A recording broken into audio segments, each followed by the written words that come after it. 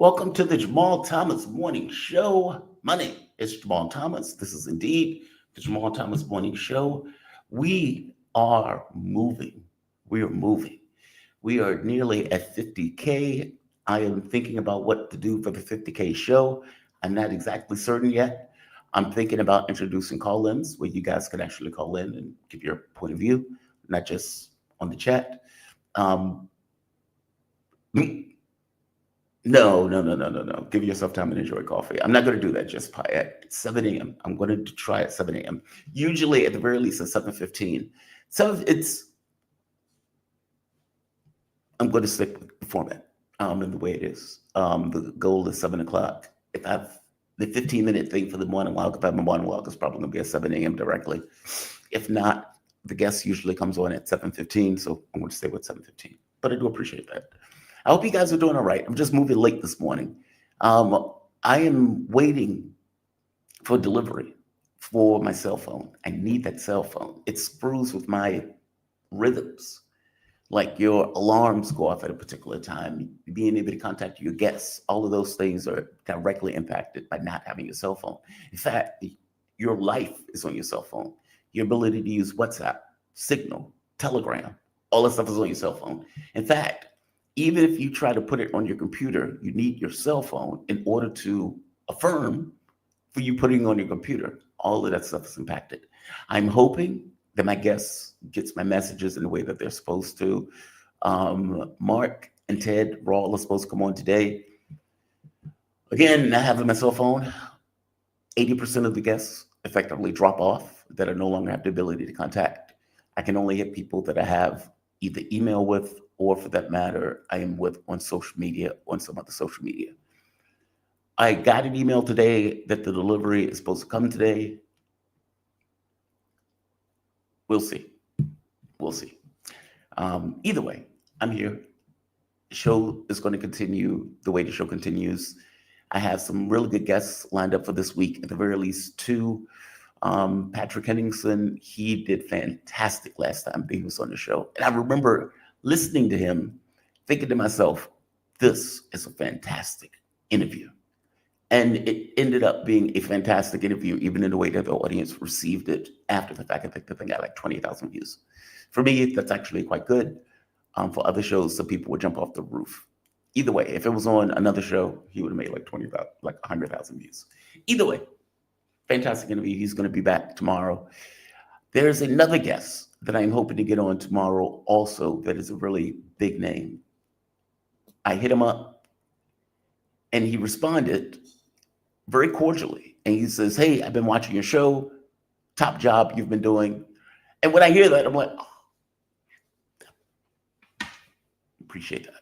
Appreciate that. I try. Considering the number of denials or just non-returns I get, it always hardens me to hear somebody give a really good response. One day, I will be at 100,000 subs. One day, these videos will be getting 100,000 views. And on those days, I will tell you this, I was a fat kid in school. And I remember losing the weight. Like I lost 100 pounds in high school. Intentionally, it wasn't, just falling off a cliff or something like that. And I remember when I lost that weight, females, women that I was very interested in, when I was overweight, gained interest in me. And I remember telling my mom one day, I ain't messing with them. You couldn't talk to me when I was 260 pounds. You can't talk to me when I'm 180. Can't do it. I feelings. I remember that stuff.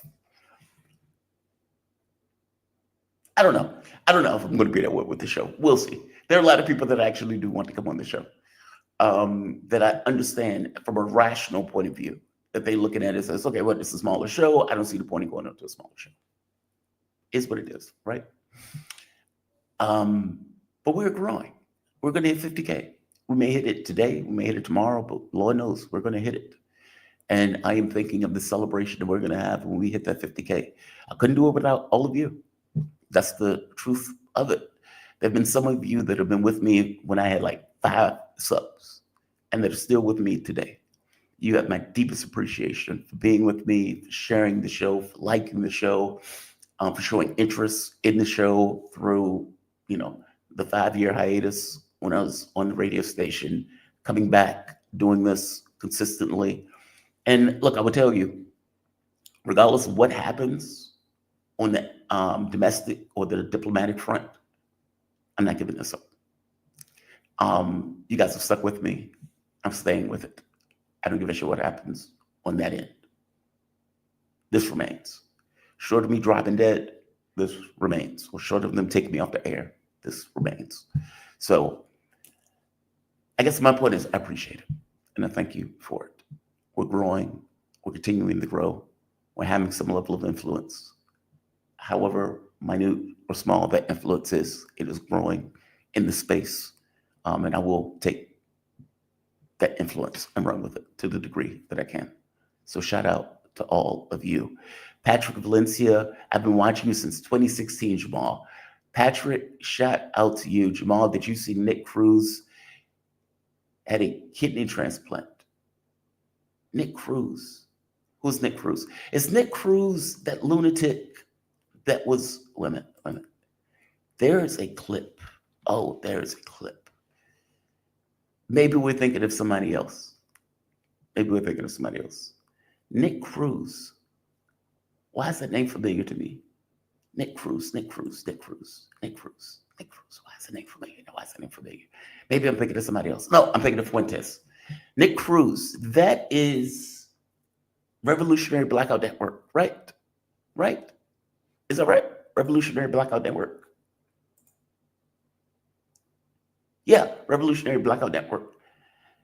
I didn't think Nick I thought it was someone else.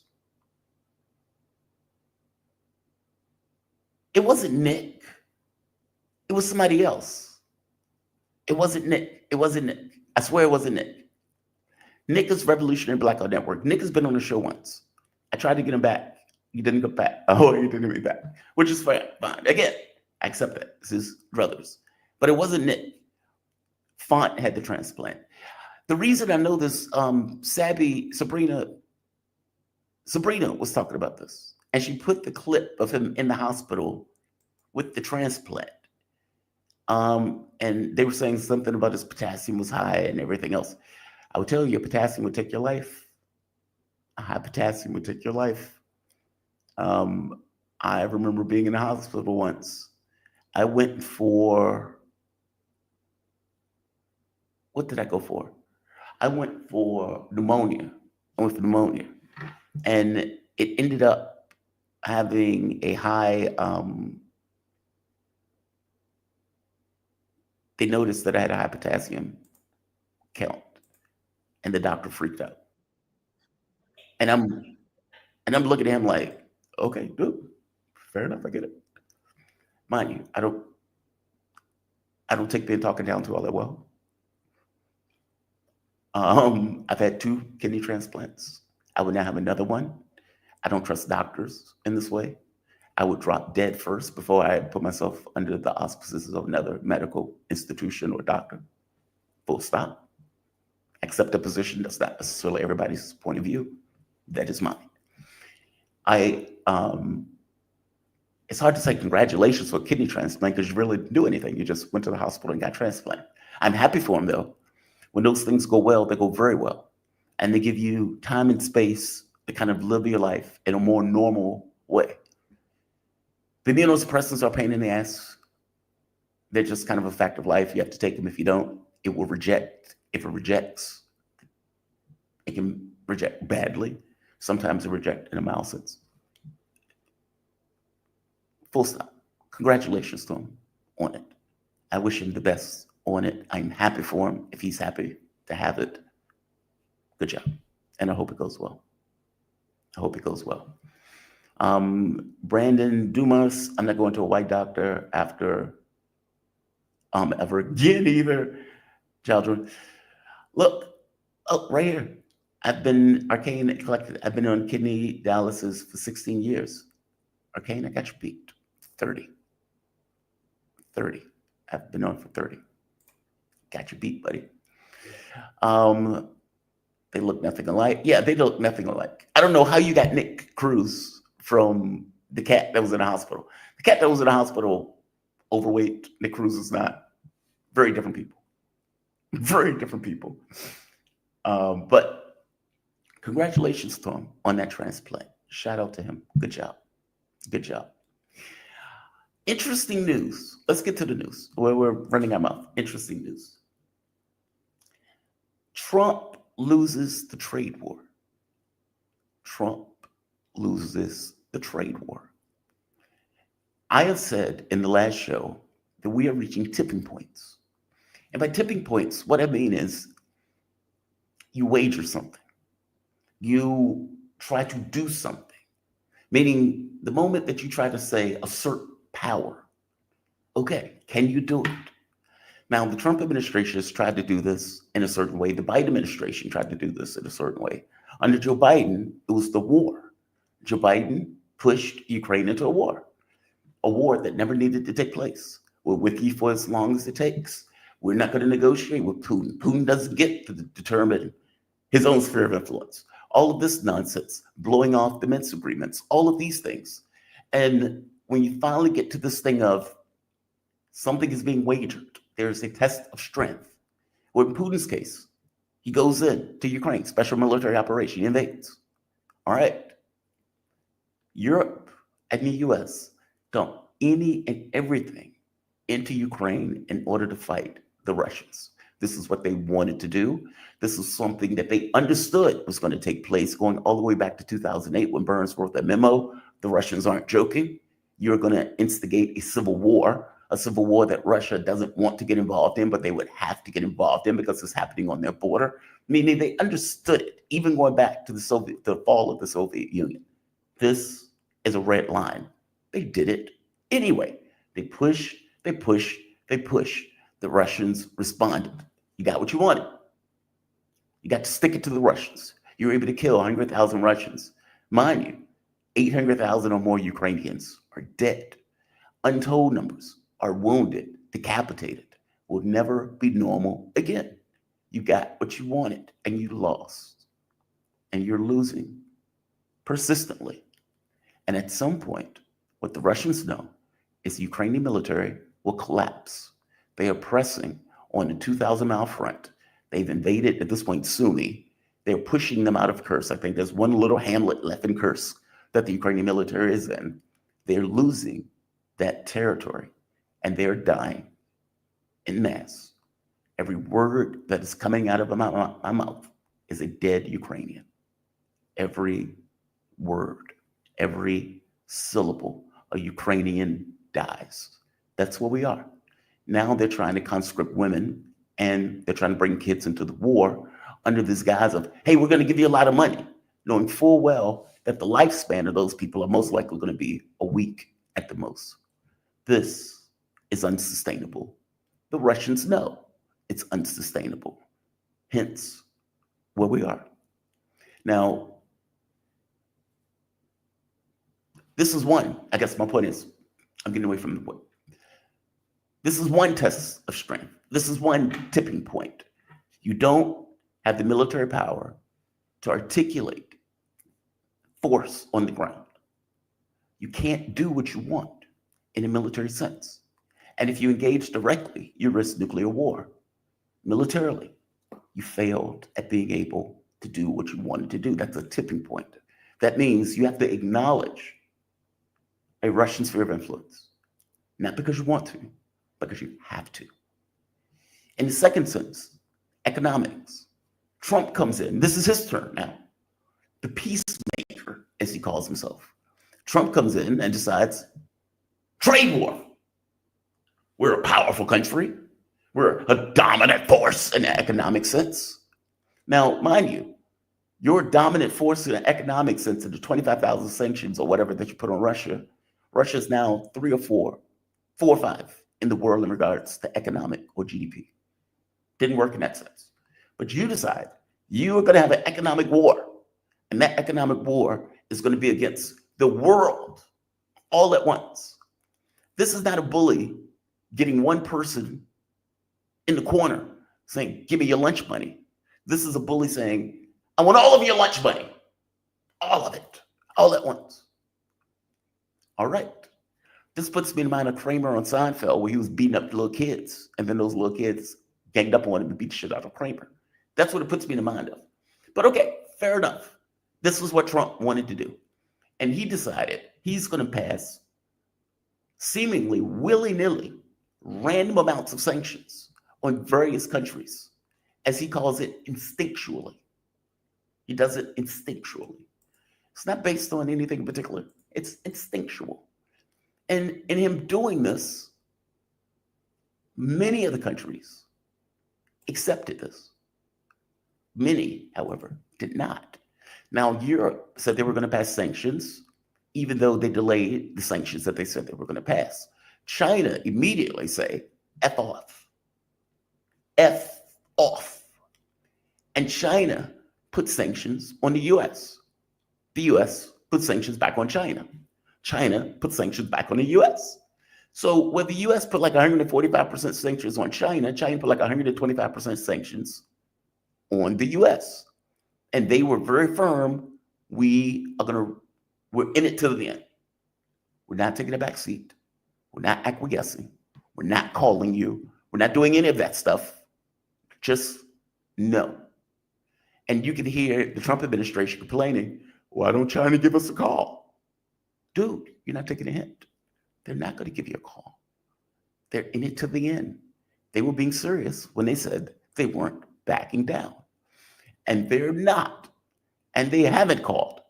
And so what ends up happening is the bond markets start to crash. They start to crash. And as the bond market, the stock market crashes, you get ridiculousness coming out of the Trump administration. Now, part of this ridiculousness is somebody on Trump team saying, this is exactly what we expected to happen, with the market falling behind them in the background. It's like this fire all around. It's like everything is going great. Everything is fine. The world is fantastic. And the world is burning down around him. What ended up breaking Trump on this was the bond market. When treasuries weren't being bought, and instead treasuries were being sold, Trump relented. And he even pointed out they got jittery, or whatever the terminology he used, I'm paraphrasing. In which case, he says, okay. 10% on the world, with the exception of China. We're going to keep the sanctions on China. Okay, right off the bat, that is a back down. That is a step down. You did not have the power that you believed that you had. And you had to step off of the cliff because rich people effectively relented. They weren't going to take it. They didn't tolerate it. And so Trump backed down. Now, on the China front, he remained firm for a couple of days. And what I mean by that is, this came out, I think this was a few days ago. Donald Trump exempts cell phones,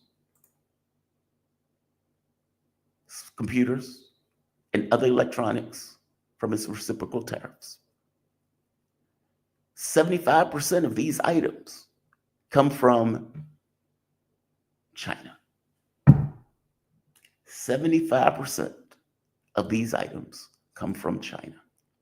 And what's wild about this is, again, you get mixed messages and a bit of chaos coming out of the Trump administration as they talk about this stuff. Here's this lunatic. And I call him a lunatic. I've called him a lunatic for a while because he sounds like a complete idiot. When he was talking about Europe, for example, and he was saying stuff like, they don't buy our chickens. They don't buy our big, beautiful cows because they're big and beautiful. And it's like, this is the guy who you have selling this?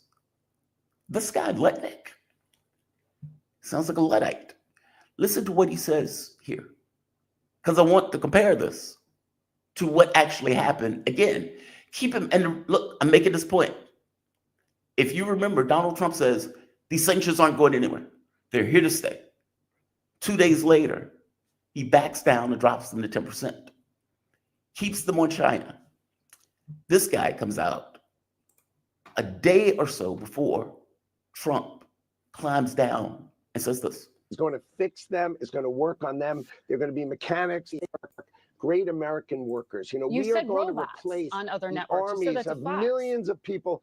Well, remember, the army of millions and millions of human beings screwing in little screws to make iPhones. That kind of thing is going to come to America. It's going to be automated, and great Americans, the trade craft of America, is going to fix them. It's going to work on them. They're going to be mechanics. There's going to be HVAC specialists. There's going to be electricians. The trade craft of America are high school educated Americans. The core to our workforce is going to have the greatest resurgence of jobs in the history of America to work on these high-tech factories, which are all coming to America. That's what's going to build our next generation of America. Are you great American workers? Now, before, he said there were going to be robots doing all of these things. Now, the great American workforce is going to be out doing the job. Well, again, day later, those things are exempt. Those things are exempt. Donald Trump exempted the electronics. Once again, here's an article by Bloomberg. Trump relents on those items. Now, the reason he did is obvious. You can't build up industries overnight.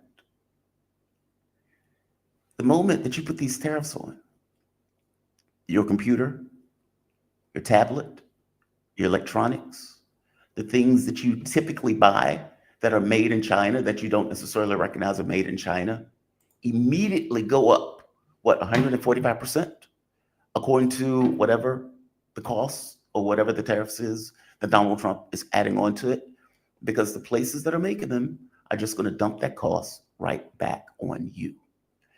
They're not going to eat that cost. They're putting that cost back on you. And so what Trump is faced with is, we can't spin up these industries overnight. China is not playing ball, nor are they bending down to me. So I'm stuck with a reality that people are going to have to pay more, and they're going to blame me for paying more. So what am I going to do with that? What I'm going to do with that is back down. Trump backed down. He lost. Now, if you're talking about 5 years into the future, okay, maybe you can spin up these industries and find ways to have American do these industries. But it would take companies years to bring industries that are abroad and fix somewhere else into the United States, or for that matter, start new industries in the US that will spin up to compete with those industries, considering 2/3 of these things come from China. Now, you would have thought that he would have thought of this before coming out with a trade war against the world where there was no way to win it. This idea that China was going to somehow take a back seat to you, I don't know why you thought that. This idea that Russia was going to allow you to put NATO on the border of Russia in Ukraine, I don't know why you thought that. These are things that I, honest to God, don't know why you thought you were going to be able to do. These are what I consider to be tipping points. Now, it is very possible that part and parcel to the reason that Donald Trump doing this is to gear up for a potential war with China. That is one lens that this is looked through. And that lens is obvious. The United States want to retain global supremacy.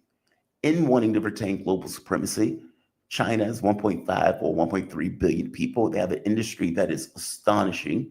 If you give them 5 or 10 years, you can foresee what that looks like. The technology seems to be more advanced. The technology seems to be more ensconced in the country itself. Their industries seem to be running at a higher till. We have been deindustrialized, and we deindustrialized, though, for profits. The globalism thing was done for profits. It wasn't done for the American worker. It wasn't done for American jobs. It wasn't done for any of that stuff. It was done because people in the 1% who, have these companies thought, hey, if we didn't have to pay an American workforce, we could make more money. If I can fire Bob for $15, $20 an hour and hire a worker in China or in the Philippines or Mexico or in some other random country and pay them $3 or $4 an hour, all of that money comes back to me in profit. Whew. I can make a ton of money. And on top of that, I can pay politicians to write laws that allows me to bring that stuff back into the country for nearly free. That is a win-win for me. I get to win the profits, and I get to win the profits. This is great.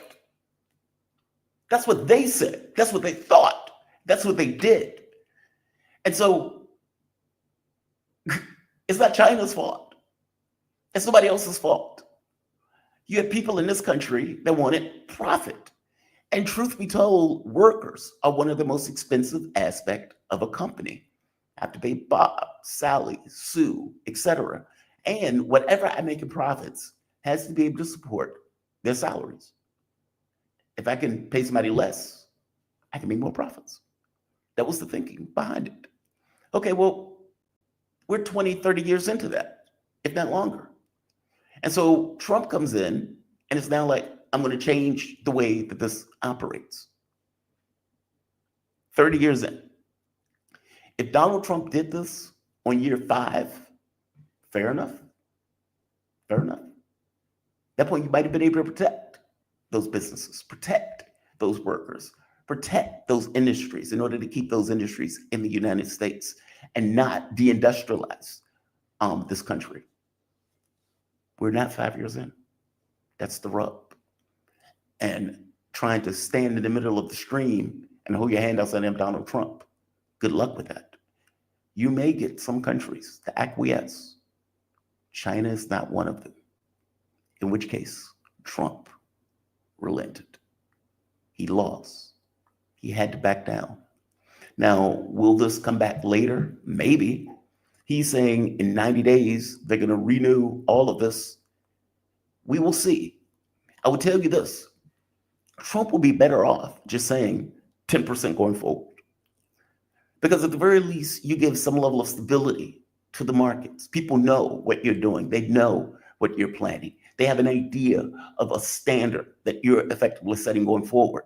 Right now, they have no idea. Nobody knows what Trump is going to do. He can bring on tariffs again tomorrow. He can, up it again on China. He can, tomorrow, 15%. Who knows? He's so all over the place that nobody can predict exactly what Donald Trump is going to do. And because they can't predict what he's going to do, it creates all sorts of instability in the markets. It's not a good thing. It's chaos. And chaos, under normal circumstances, is not necessarily the best thing in the world for markets. So, volatility. Hell, there's even a VIX index, volatility index, that's there with this idea of how volatile is the market. Well, Trump is creating chaos. He's even getting complaints, even from people who are allies of Donald Trump. I saw Malik on CNN, Malik, my co-host, my previous co-host. And Malik, who is voted for Trump, as he pointed out 3 times, was like, this week has been chaos. All of these people in the administration are saying different things. The market is going haywire, and Donald Trump can't seem to get his message straight. And more to the point, I guess I would point out, it's his failure that is the issue. It's one thing if all of the countries and China submitted. That's not what happened. China told him to F off. And Trump had no response to China telling him to F off. Because at the point where you get 145% tariffs, it's a ludicrous number, right? It's a ridiculous number. And not only are Americans going to have to pay more for those products if he kept those tariffs on across the board, but American companies in China would have to pay 125% tariff also, which means those products in China will go up, which will damage American companies as they try to operate in China. Not to mention the other sanctions that China put on the United States as the US was going through this process. So this is a loss. Yes, the 145% stays on the other products that are associated with China. Trump wants to have some kind of deal with China. China is not giving Donald Trump a phone call. And I would imagine take umbrage at this idea of trying to being bullied. They won't accept it. I would even go so far as to say culturally they won't accept it. The year of humiliation, or 100 years of humiliation that they suffered with the gun boat diplomacy, the opium wars, and everything else. There's an ethos of never again, never again. We're not going to do that again. They take umbrage at the fact that the US president is trying to effectively force and change their markets. They won't accept it. Considering their markets are doing fine, where ours are going haywire, that gives some semblance to the way they are perceiving this versus the way our people are perceiving this. And we aren't perceiving this well. I am fascinated by that story. This, again, I call it a tipping point. Do you have the power to do what you are trying to do? And when you put the wager up and say, we're throwing down the gauntlet, 145% tariffs, we're tariffing the world, trade war, trade war. We believe we can take advantage, trade war. And you can't do it. What does it mean? What does it mean for American power in an economic sense, in this case, or militarily in any other sense? Somebody wrote a comment under one of my videos saying, why does Jamal hate this country so much? And as I responded to him, you are out of your mind. You're out of your mind. Love my country. My entire identity is based in America. The Captain D's that is on Chamberlain, fantastic. My taste buds are like made for it. The Caputos on West Broad, taste buds made for it. The Wawas, like, and yes, I am talking about this stuff through the issue of food, but same thing through music, same thing through friends, family, streets, areas, cities. That is my country. Love my country. I hate the lunatics that have deranged it or that have disfigured it into what it is. The US government is not the same thing as the country. The US government are the people who are driving the ship. Those people can be lunatics. They can be sociopaths, to which I believe they are. That is different than the country. Those are two very different things. And the fact that you can't tell the difference between those things is somewhat problematic. People are different than the governments. You can be against the Soviet Union. That has nothing to do with the people who are in the Soviet Union. Yes, the people in the United States can have a mindset that is organized around certain things. Fair enough. But the government is not the country. Those are two very different things. Our government is batshit crazy. They can't do anything right. It's a capitalist authoritarianism that we call freedom. It is freedom for some, not everybody else. Some people have the freedom down the street without healthcare and without a house. I don't think that's a freedom that many people want. If you're rich, free as a bird. Do whatever you want. You go that place, you go this place, you live where you want, you buy what you want, etc. It is a freedom for capitalists. That is not the same thing as being free for everybody else. There's a difference in those things.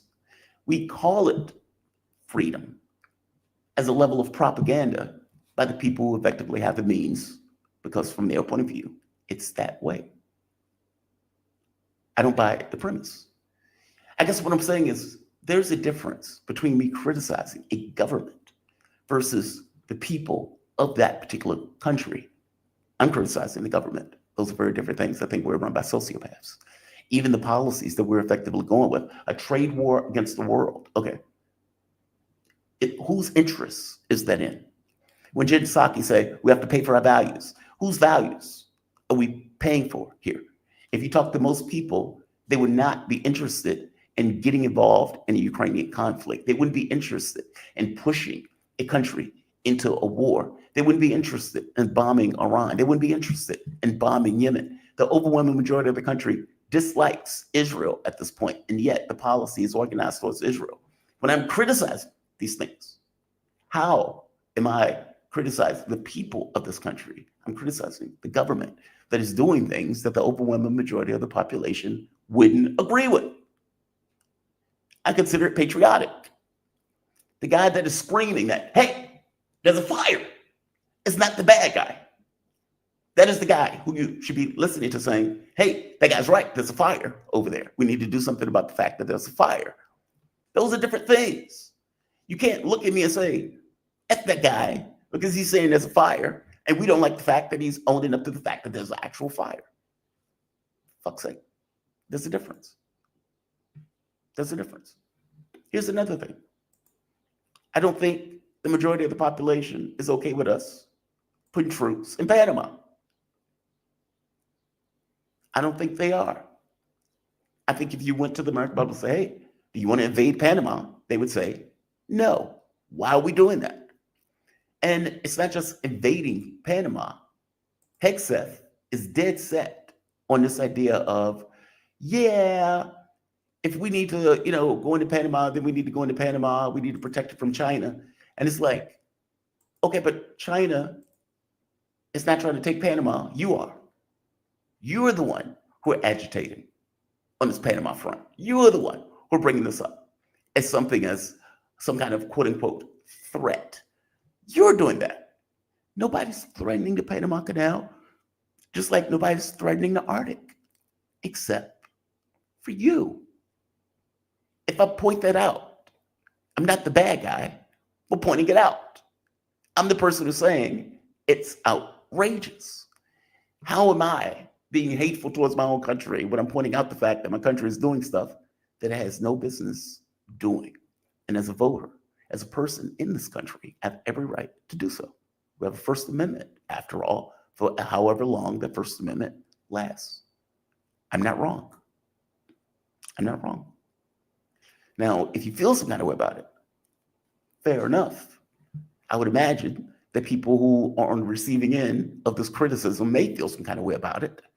But if you believe that we should invade Panama, if you believe that we need to fight a war for quote unquote as long as it takes in Ukraine, if you believe that we should be given tens of billions of dollars to a fascist, rabid, thuggish state that is just hateful towards the Palestinian population as they commit a literal genocide, then we're on opposite sides of this stuff.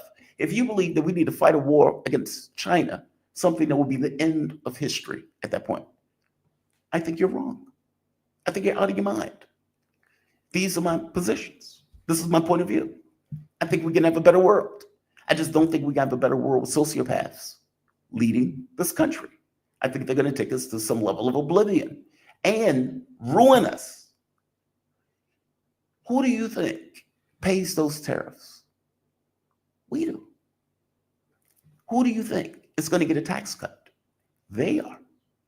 They are talking about voodoo math in order to make it look as if the money that they're stealing from the budget in order to give to the rich is less than what it actually is.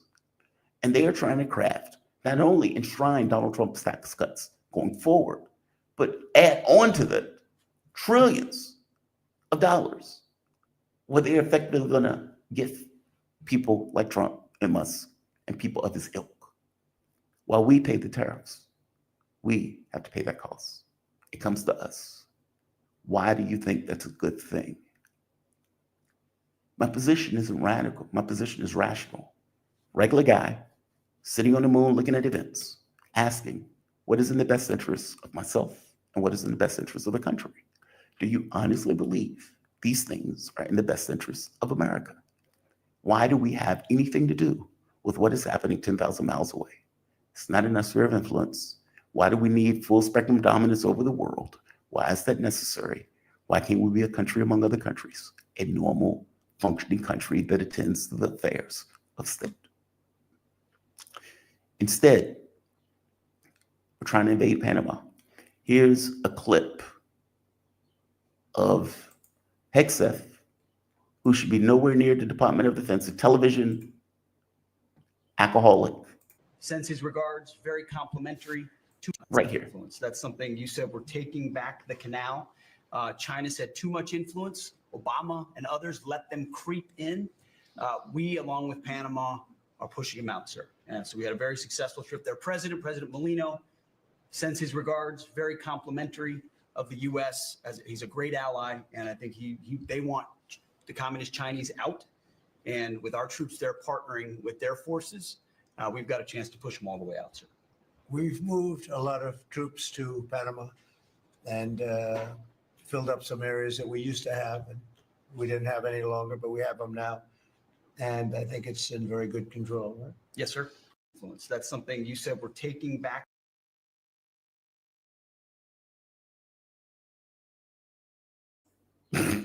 They are militarily occupying Panama under the fig leaf that the Panamanians thought this was great. I strongly pose to you that Panama was most likely bullied by the United States, militarily, diplomatically, and economically into this position. It's a fig leaf to say, well, we're working with the Panamanians. Panamanians are no issue in this. All of this was created by the US, just like the Arctic stuff. All of this is being generated and created by the US. It's not a real thing. It's something that they've created, where Donald Trump is creating spheres of influence, in which case he's looking at what may be considered choke points.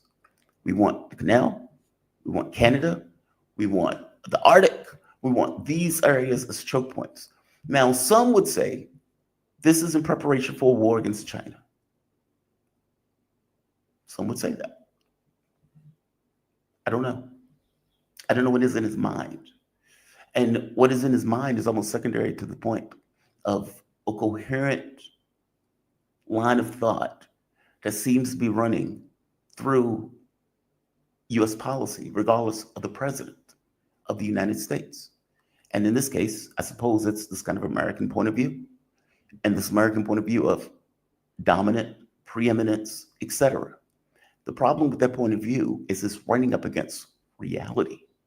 And the reality of it is, any war is the end of history. It's the end of all things. And so how you deal with this stuff could end up to oblivion, which is the reason why they started using proxies, either Taiwan or, for that matter, Ukraine. I'm not wrong on this.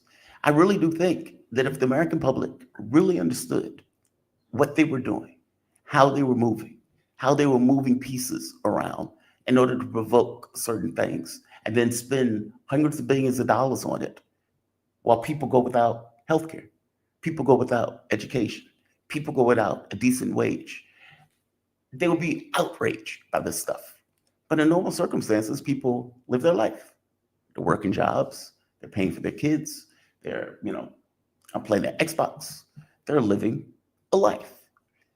They're not entirely engaged in the mechanics of how this stuff works. They see bits of pieces of news on television that talks about things in a very jaded way, in a very disconnected way, where you're looking at pieces without necessarily looking at the whole, which gives them somewhat of a warped point of view in regards to what is actually happening, in which case you control the narrative of events. It's unfortunate. It's the way it works. I came to my own realization on this, where I hit my head on this myself. It is the mechanics of the way it works. Propaganda, media works entirely with the issue of state in order to control how people think about the stuff. Another news bit that has been taking place are the nuclear talks. So the United States and Iran have been having talks. Now, despite the fact that they're having talks, Hegseth, again, alcoholic, news guy, or not even a news guy, TV head, talking head on television that became defense secretary, still comes out, says this, while they're having talks, meaning they are literally in the process of talks. They're supposed to be having talks again next, I believe, Saturday. And yet, Hegseth still comes out and says this. We've had direct talks yesterday. They began in the past. It's been indirect talks with a mediator. They weren't direct. Just to be clear, they weren't direct. The talks were, one of the lead negotiators for Iran put out on his social media, we're having talks with the US. They will be indirect. If they go well, within an hour or so, we may have direct talks.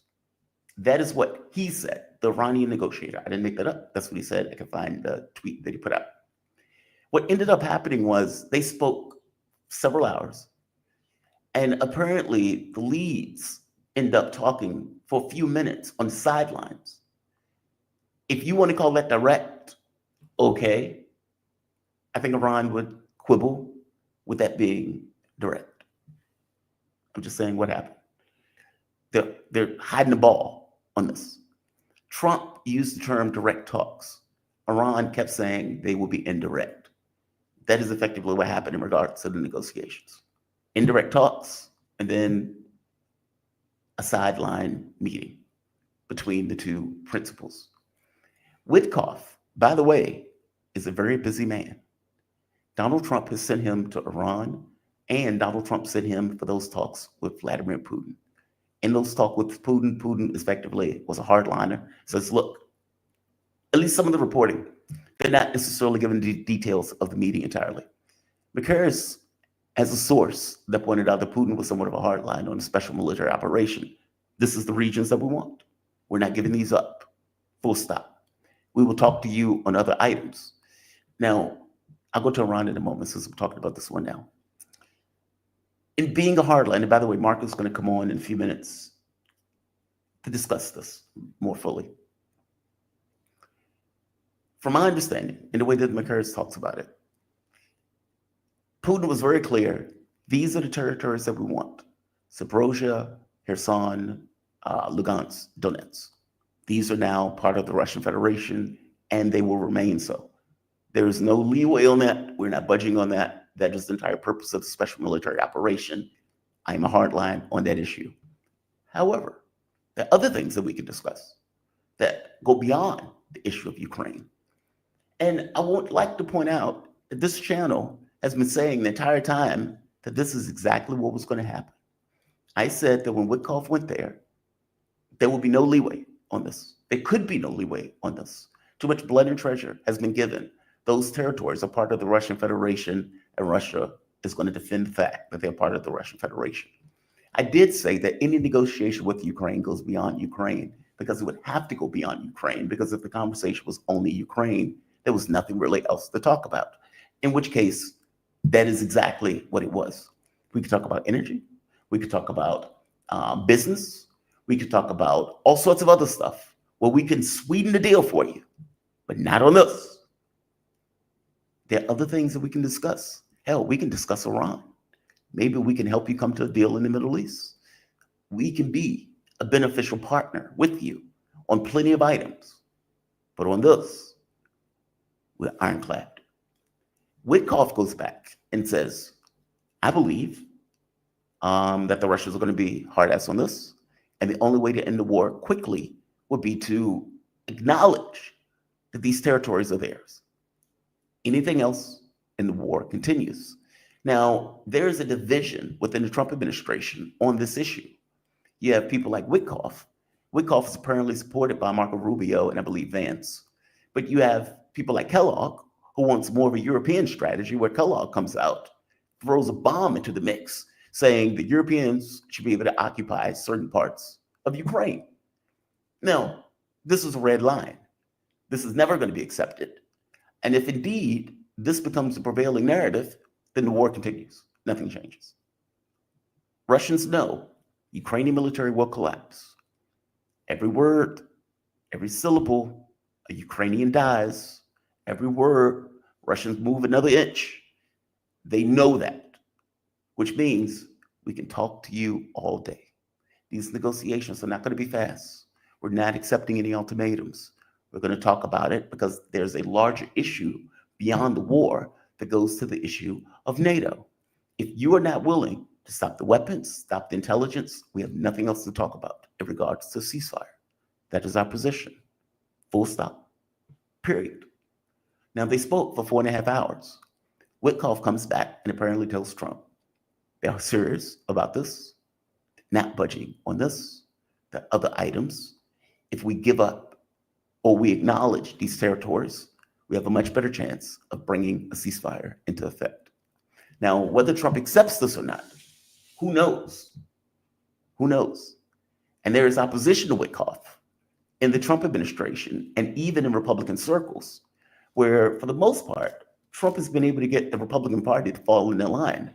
But obviously, there are neocons in the Republican and Democratic parties that don't necessarily like this. However, the fact that Donald Trump keeps using Witkoff to send them places means he does not trust the blob on this stuff at all. He doesn't trust his principals. He doesn't trust the State Department. Witkoff, being outside of Washington, seems to be Trump's front man on these issues, whether dealing with Iran or, for that matter, while dealing with Russia. It's fascinating. Witkoff has nothing to do with negotiations in this case. And yet, this is the guy that Donald Trump trusts, because this is the guy that Trump is sending all across the world to do the job that Marco Rubio ideally would be doing. It's fascinating. But there are divisions, and it's unclear where Donald Trump is falling within the context of these divisions. Nevertheless, Witkoff continues to be his front man. And so Witkoff is a busy guy. Mark is going to go further into this, so I'm not going to delve too far into this. Mark is going to be here in a few minutes. 5 minutes, give or take. On the Iran front, Iran. Did I play the Hagasa video? Okay, let me play the Hagasa video. They are still agitating against Iran despite the negotiations. And from my understanding, Donald Trump put like a deadline on these negotiations. Hegseth comes out and says this. But there's Steve Witkoff meeting with the foreign minister of Iran. What can you tell us? Well, I can tell you that President Trump is dead serious on this issue. He's dead serious that Iran cannot have a nuclear weapon. He's said that for 20 years. He's been consistent. That is clear. He's dead serious that he wants it done at the negotiating table. He wants it done peacefully. Yeah. And that's why he's going straight to these talks. He set that deadline. These were productive talks yesterday. I don't want to get ahead of our skis. Steve Witkoff does a fantastic job, but it was a good step, and they're gonna go at it again on Saturday. But he's also dead serious that if we can't figure this out at the negotiating table, then there are other options, to include my department, to ensure that Iran never has a nuclear bomb. We hope we never get there. We really do, Maria. But what we're doing with the Houthis and what we're doing in the region, we've shown a capability to go far, to go deep, and to go big. We've shown with Houthis, who are still firing missiles in the Red Sea and at Israel after your strikes, that we can go far and go deep. You've shown nothing with the Houthis short of murdering civilians. Hate to tell you that. You've shown nothing with the Houthis with the exception of murdering civilians. That's what you've done. You've killed women and children with your strikes. You have not diminished the Houthis' capability of firing shots into the Red Sea or at Israel. I know this because I've watched videos of the Houthis continuing to fire shots into the Red Sea and at Israel. So I have no idea what you're talking about. This idea that you're going to hit Iran and there are not going to be consequences for you doing so is outrageous. This idea that Israel has nukes, their fascist state, and they've been invading and murdering their neighbors, and your focus is on Iran, is pretty outrageous. Iran has every right to defend itself with a nuke if necessary. That may be controversial, but how the hell does Israel able to get a nuke? A government I don't trust in the least. But Iran, for whatever particular reason, can't. Why is it that the United States is the country that is the sole focus on this particular issue? And who the hell made the United States the cop in this very specific case? We're willing to go to war over this. This seems to be outrageous. Nobody says this for whatever particular reason because of an American point of view, but this is a ridiculous proposition that they're effectively putting out, that Iran is the problem. I don't think Iran is the problem. Iran hasn't invaded anybody. And yeah, they may be working with networks like Hezbollah or something like that, But again, those are resistance groups against a fascist state that is running an apartheid state in one sense, an open air ghetto in another, and have been murdering people in the open air ghetto. These two things are not like the other. One is a bunch of nukes that are undeclared. And in the other case, you're telling me that as an American, I should give a shit about whatever Iran is doing. I don't. Iran is not a threat to us. Iran has never threatened us. This is not my issue. Why are my tax dollars going to this? Also, the consequences of you doing this are unforeseeable. They're unforeseeable. Unforeseeably bad, by the way. If Iran says, depending on those strikes, you are not going to get a decapitation strike on a country 3 times the size of Iraq. I don't care what military people are telling you. I don't believe it. I don't buy it in the least. 2, their response, depending on how bad that strike is unpredictable. If they decide to hit the Saudi oil fields, okay, then the oil markets in the world just go haywire. If they shut the Strait of Hormuz, oil markets in the world go haywire. If they decide to hit American troops because of the level of the strike that you've done and they kill 20,000 Americans, okay, the world goes haywire. I hope you get my point. None of the outcomes for this are positive. All of this is driven by the United States. This is not Iran driving this. This is the US pushing this. This is the US pushing this. This is not Iran driving this. Now, there are reports that the negotiations have a potential that US negotiations did not, because Joe Biden wasn't interested in those negotiations. But I want to go to my man, Mark. He's here.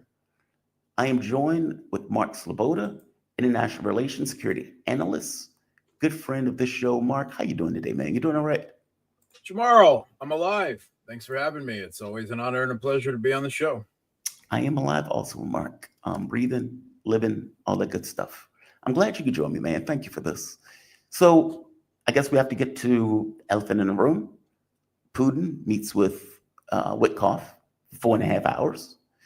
And from my understanding, and you can correct me if I'm wrong, Putin takes a hard line on the special military operation.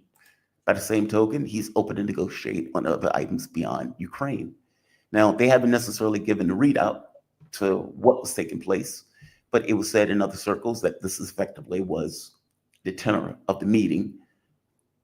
These regions are ours: Kherson, Zaporozhye, Lugansk, Donetsk. We're not negotiating on those. Those are part of the Russian constitution at this point. They will remain so. However, maybe we could talk about energy deals. Maybe we could talk about, other initiatives that are taking place that we can work with you on. But this is a no-starter. Give me your take on this. What went on? Did Putin take a hard line in regards to the special military operation in those 4 regions? What do you know so far?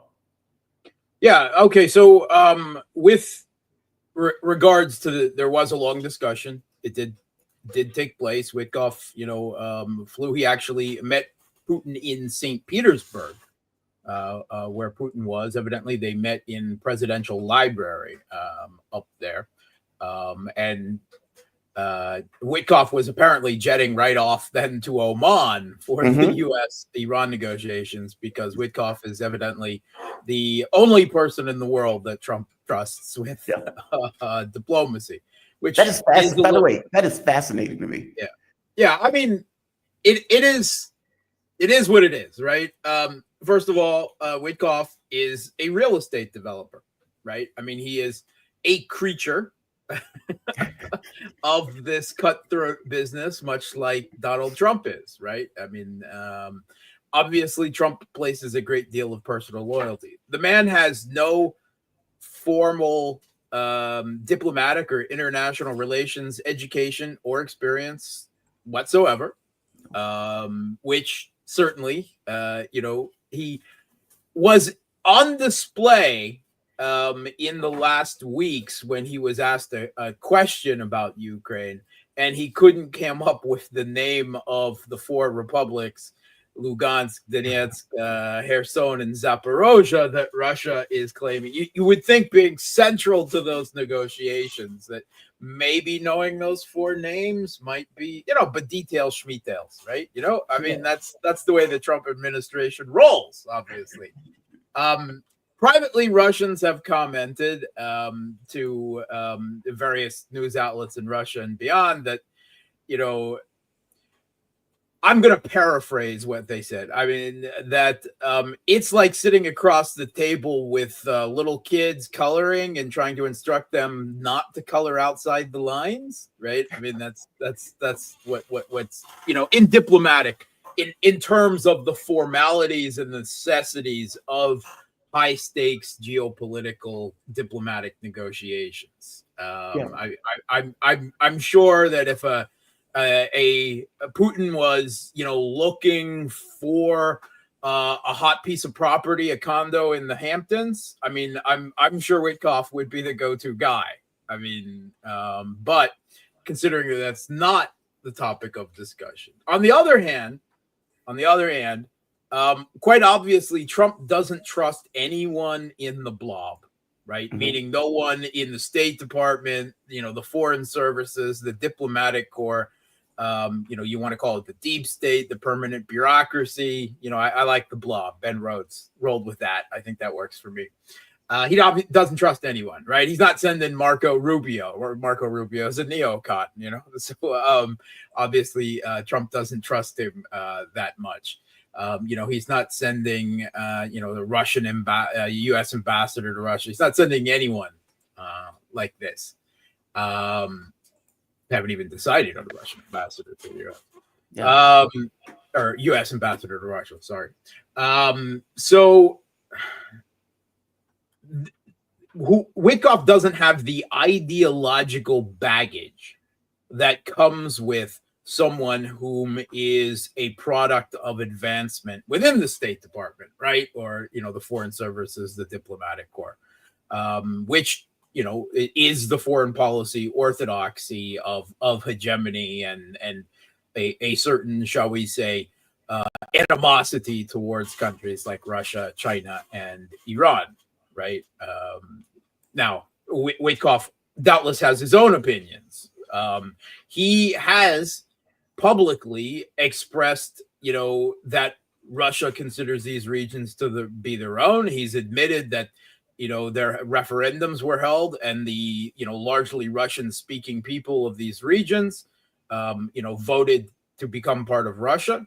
I think that's, referring to it as Russian speaking is always simplifying. It's the question that in Ukraine, there are two competing conceptions of national identity, right? Mm-hmm. You can generalize Russian speaking, Ukrainian speaking, but that's not the truth of it. There are, Zelensky himself was born Russian speaking, right? And there are, a number of, Ukrainian people that don't agree with the regime in Kiev either. It's more about how you view what Ukraine is and what it means to be Ukrainian, right? Do you have a Banderite conception of that, or do you have a conception, as most East Ukrainians do, that Russia, that Ukraine and Russia are brother peoples separated by a modern political border? Right. That's the deal. Anyway, Witkoff, highlighted these things, and that already, earned him the ire of the Kiev regime, of European leaders, of U.S. neocons in Congress, who have declared him a Russian propagandist for simply, reciting reality. I mean, there are complexities, there are nuances, but these things are also true. To a very large degree, depending on your narrative spin of the situation. So I can't imagine, for instance, say Marco Rubio saying something, admitting something like that.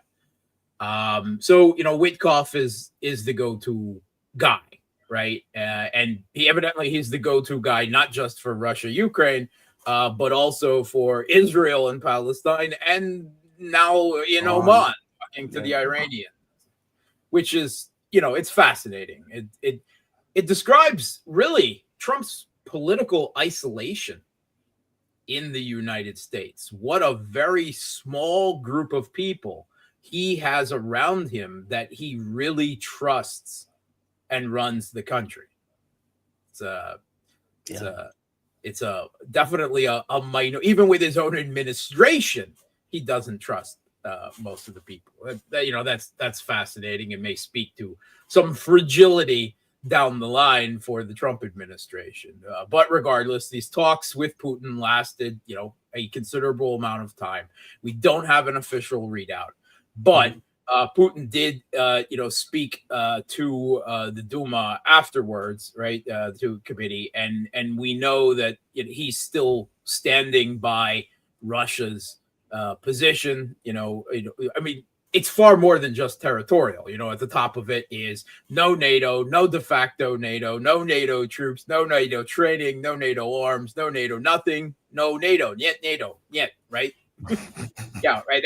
That has to be codified. That has to be legalized. That has to be officiated, recognized, and accepted in a way that Russia would believe the U.S. and the rest of the West when they give up that ghost on Ukraine, which I have to say, I don't know how that could be done, that I personally would trust it, because I wouldn't.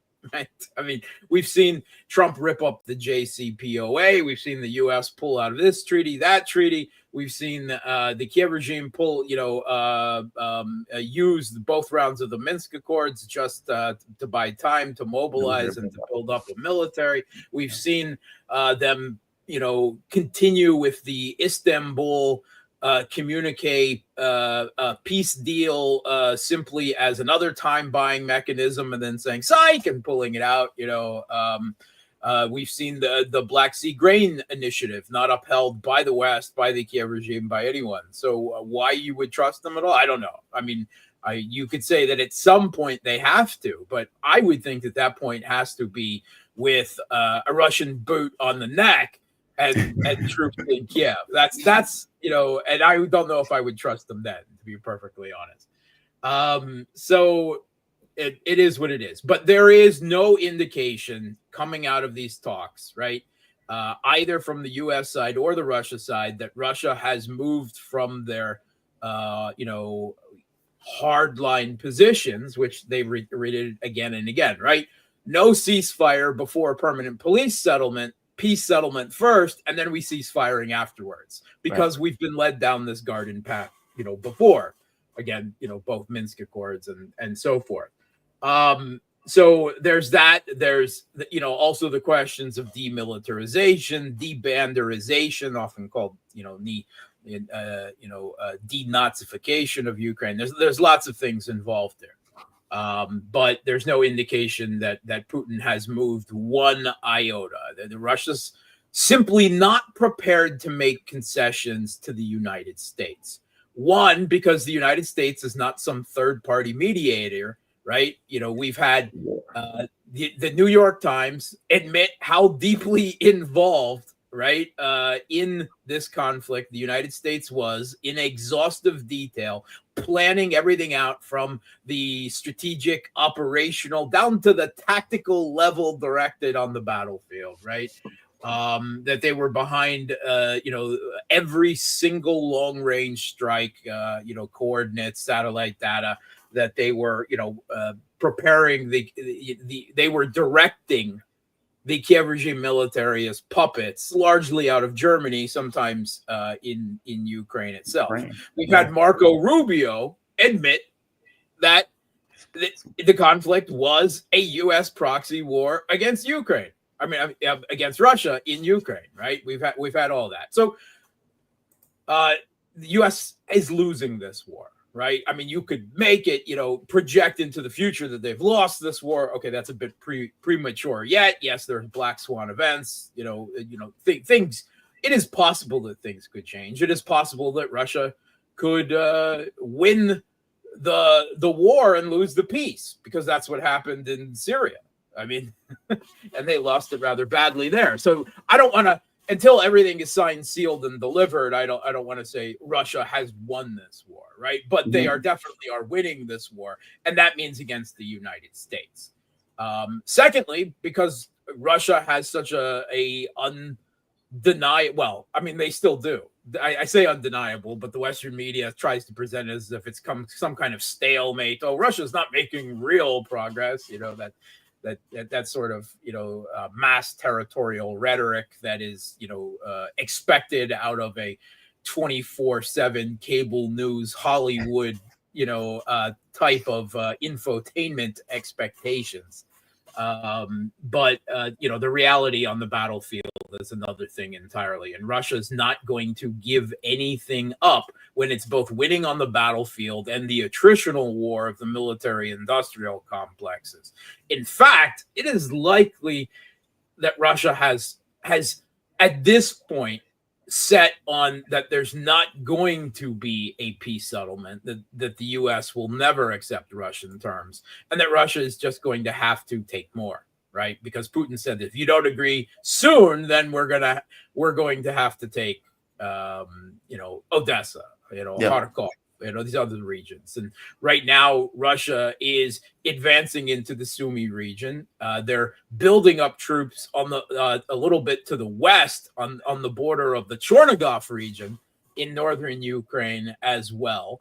And it is through Sumy and Chernigov, two different directions, that Russia advanced into Kiev in the beginning of the conflict in 22. So I just want to point that out there. Russia is also just a couple of kilometers away from the Dnipropetrovsk region. They'll be moving into that in the next few weeks, and they're moving into Zaporozhye. They're already well into Kharkov, right? And making it, that front, the Kharkov front, has become activated again within the last 2 weeks with Russia. After a very long pause and a real stalemate there, Russia has begun pushing in Volchansk in the Kharkov region again as well. So, Russia is set for major offensives, right? When Marco Rubio said a couple weeks ago that we'll know in a couple weeks whether Russia really wants peace, well, this is what he's talking about, right? Russia is about to launch offensives. And no, Russia does not want peace except on their terms, right? But that's what everyone wants. I mean, everyone wants peace. Everyone says that. Oh, Putin wants to stop the beautiful people from dying, right? Obviously, the people in Yemen and Iran and other places aren't beautiful. That little racist thing there, I'm just saying. But everyone wants peace, but will only accept it on their terms. And that's Russia is not ready to accept an American dictated peace from the losing side in this conflict, with Kellogg talking openly about partitioning Ukraine basically on the contact line now and setting British and French troops on the ground there. I mean, that's tossing a red flag in front of Russia, like a bullfighter or something. That's what that is. Because Russia's never going to accept that. They began this conflict to keep NATO out of Ukraine, right? They're not, to a very large degree. They are not going to accept, as part of the diplomatic settlement, NATO troops, whatever hat they're wearing on the ground in Ukraine, right? Claiming part of Ukraine as their defensive territory. No, that's simply not going to happen. And I think people who promote that, whether we're talking Starmer, Macron, now Kellogg, I think they know that Russia will never accept that, right? They don't want a ceasefire. They don't want a peace settlement on Russia's terms or anyone else's now except their own. And they're throwing a spanner in the works just by bringing that up. They're making sure that Russia will never seriously consider any such path of negotiations moving forward, if that's a possibility down the line. Mm-hmm. I think that's where we are. So again, Russia hasn't taken a step back, right? By all accounts, coming out of meeting with Witkoff. In fact, it's very likely that they're pushing forward for more now. They're ready to go all out. And that's going to lead to a lot of really negative headlines in the Western press in the next few They already weeks. are. But They already I are. mean, that's nothing new, right? Yeah. I mean, that's nothing new. Russia, if the Western, we wanted peace, but Putin doesn't really want peace, blah blah blah. That comes out. Yeah, we don't want peace on your terms, that's for sure. Yeah. Peace on our terms. We started this conflict. We're gonna finish it. You don't win, right? That's neither militarily or diplomatically.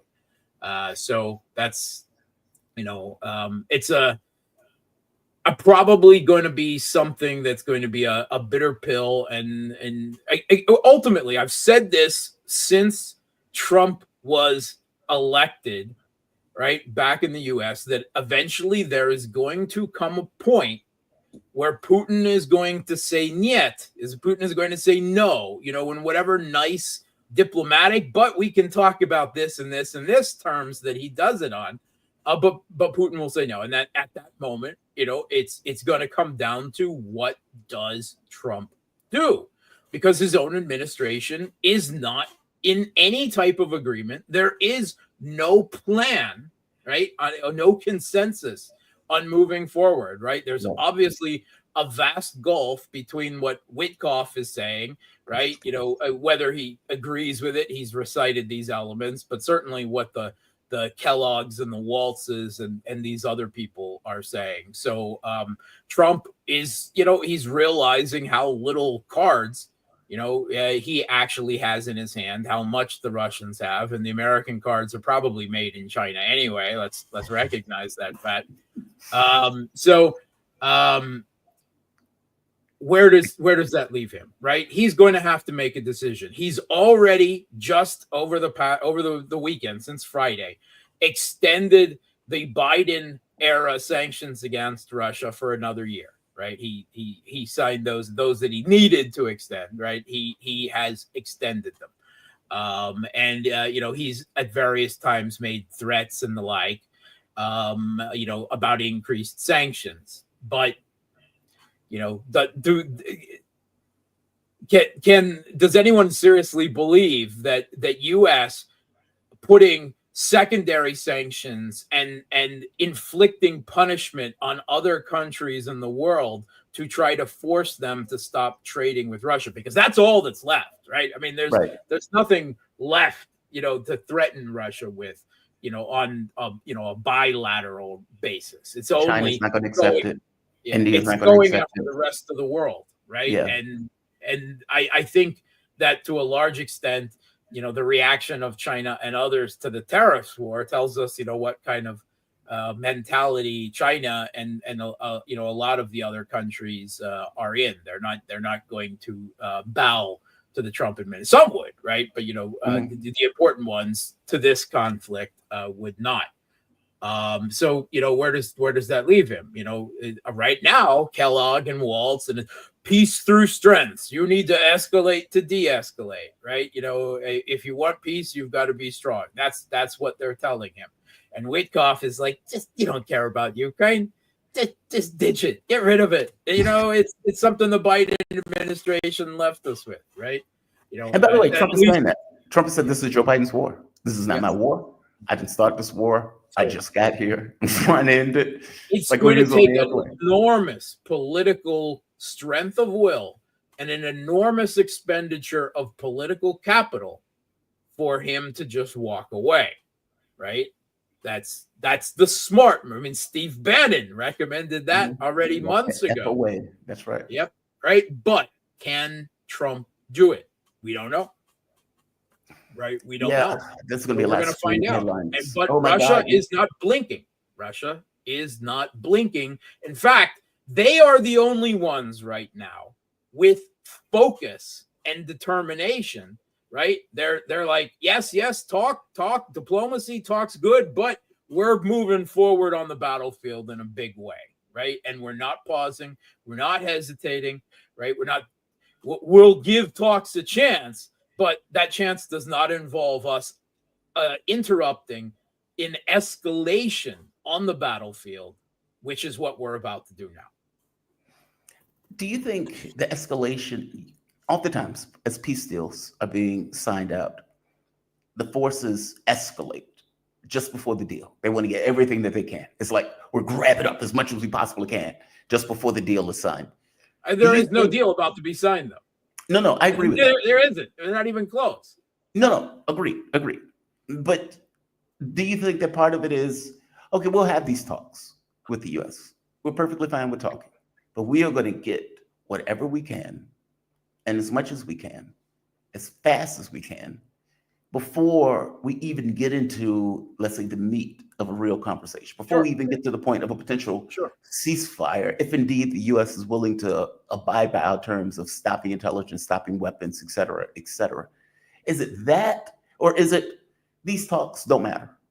We're pursuing our course on the battlefield in the way we pursue our course on the battlefield. They're irrelevant. I would say that the Kremlin is probably split themselves on both sides of that issue, right? I would say that there are people within the Kremlin that are just like, go, take it all, talk later, you guys can talk over there, right? If Putin went, but ultimately things are really going to be decided on the battlefield. And we can either negotiate that these 4 regions are ours, or we can finish making that a reality and then moving on to the next thing, right? And I think that's where they are. There are others that hope that that the Trump administration might see reason, right? That will argue that lives can be saved, right, if they can be forced to accept the realities on the battlefield diplomatically, right? But there is no indication that they have, not even within the Trump administration, who have come, it must be said, much further than the Biden administration in admitting those realities. Mm-hmm. But it hasn't significantly, made them give up Ukraine for good, right? They still regard the Kiev regime as their proxy, that they need to preserve as much as they can of it in negotiations rather than walk away from it. Never mind that it's clear Zelensky has nothing but contempt for, or Trump has nothing but contempt for Zelensky and for everyone else in his administration, that he doesn't much personally care about Ukraine, right? But this was the stone that was put around his neck when he won the presidency, right? He's the president. This is his war now, right? So how he chooses to move forward, it's complicated, right? There's lots of things to take in, and I, things that he said on the campaign, I'll end this war in 24 hours, and then it was, I'll end it in 100 days, and then on April 20th, right? Ultimately, unless he gives in to Russia's demands, then he doesn't decide when this conflict does, right? The Kremlin does. Good point. Are they aiming towards Kiev? Because you're right, they are very close. Like, this is when they, in their military objectives, they seem to be going in a particular direction. Is that direction ultimately Kiev? Is it the capital? It's so hard to say. If you'll remember, last year we were talking about the same thing, right? Yeah. Around the same time, right? And part of the strategy, right, of this conflict, of getting over the problems of 24/7 satellite and drone reconnaissance, right, of the very difficult, how almost impossible it is for strategic level surprise, right? It's very difficult even for tactical level surprise, right?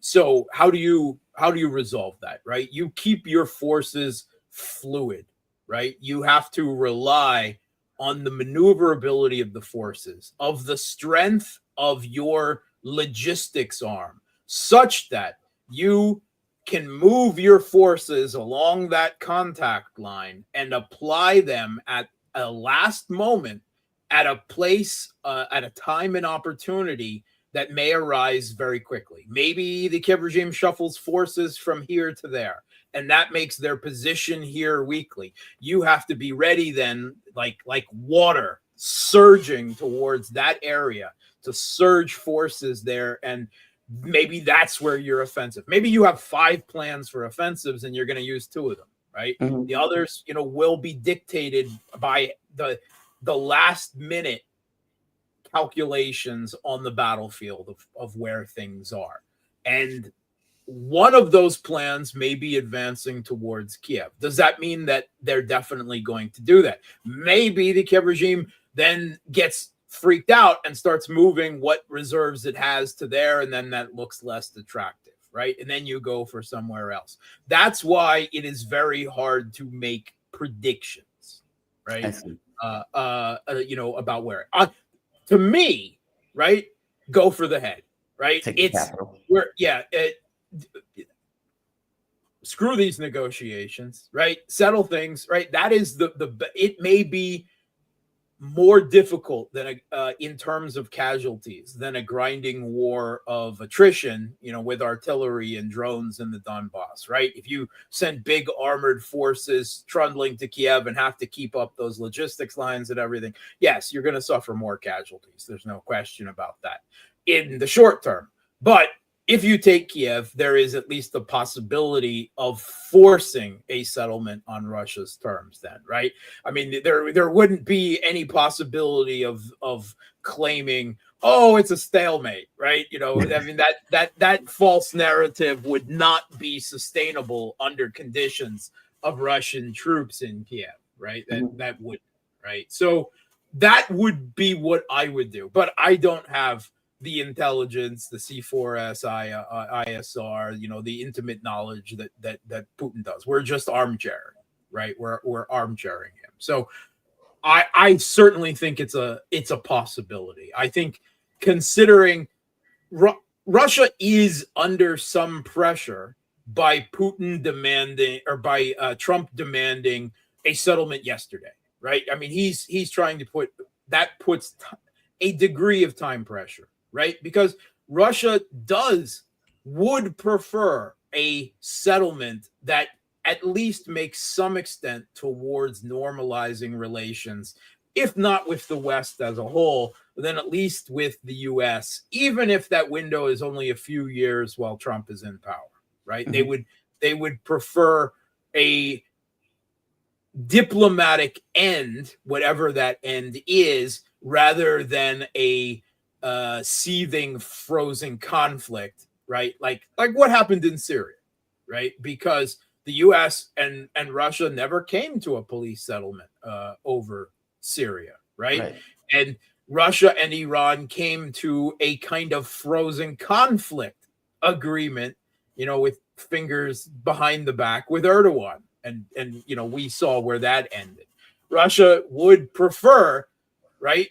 One of their key demands is not just that Russia has Lugansk and Donetsk and Kherson and Zaporozhye and Crimea, but they recognize under international law that it's ours, right? And that's a huge demand. That's very hard, even for Trump, not caring about Ukraine to give up, right? That would be read as, that would be the top headline of every paper and TV headline in the U.S. would be Trump surrenders Ukraine to Putin, to Soviet Union resurgent, all of this type of nonsense that will be floated out. And so that's why it's so difficult, right? But on the other hand, he doesn't have many options on the table, right? And it's either surrender things diplomatically or surrender them militarily. Again, the only other option is it's Biden's mess. I'm out of here. I tried my best, right? Now I'm going to go back to trying to fuck up the global economy and waging war on Iran or China or whoever else, right? But this is everywhere now. The Trump administration is, every which way they turn, they are confronted with Russia, China, and Iran that are together, right? If he reaches out to the Middle East, he's bumping up against Iran. If he reaches to the other side across Europe, he's bumping into Russia. If he reaches across the Pacific, he's bumping into China, right? These are, once again, three conflicts, right, that could get hot or hotter in the blink of an eye. And everywhere it's Russia and China and Iran standing together. And just last meet, before these Oman negotiations began, Russian and Chinese representatives were meeting with the Iranian government, setting plans, right, for those Oman negotiations. Where they go from there, you know, they are coming to a consensus. And I think probably most of your listeners out there now are aware of this video of Joe Biden, then on the Senate Foreign Relations Committee in the 1990s, laughing and talking about shoving NATO expansion down Russia's throat, right? And then complaining about it and saying, well, we might have to, look to China. And Biden was laughing. Ha ha, look to China. We're the only game in town. You go ahead and try that. What are you going to do? Look to Iran next? Ha ha ha. They did. And they did. And Joe Biden was buried, smashing up against that rock of Russian, Chinese, and Iranian. You don't want to say alliance, that's fine. Partnership, whatever word you want to use to describe it. But Joe Biden smashed up against it. He surged around the Middle East, didn't like what he saw there, tried to avoid it there. You know, however, how much Netanyahu wanted it. He wanted to pivot to China, but he got smashed, you know, thinking he could seize a victory against Russia in Ukraine and then go somewhere else. And he smashed against it. Now Biden is left surging around those three rocks again, right? And every one of them is a bad option, right? The good option would be for the U.S. to concentrate on Trump's own internal political war against the deep state, reform in the United States, finding a useful place for itself in a multipolar world order. But that's impossible. That's impossible for the U.S. It's impossible for Trump, you know, whom has obviously, I mean, he has charted a course towards his vision. He has arrived at the conclusion that the pursuit of U.S.-led Western global hegemony and primacy is too expensive for the U.S., right? And we had this statement, right, that was released on the White House website, right, on the official U.S. White House website, but talks about the tariffs by Trump's economic advisor from the Council of Economic Policy Advisors, Steve Mirren.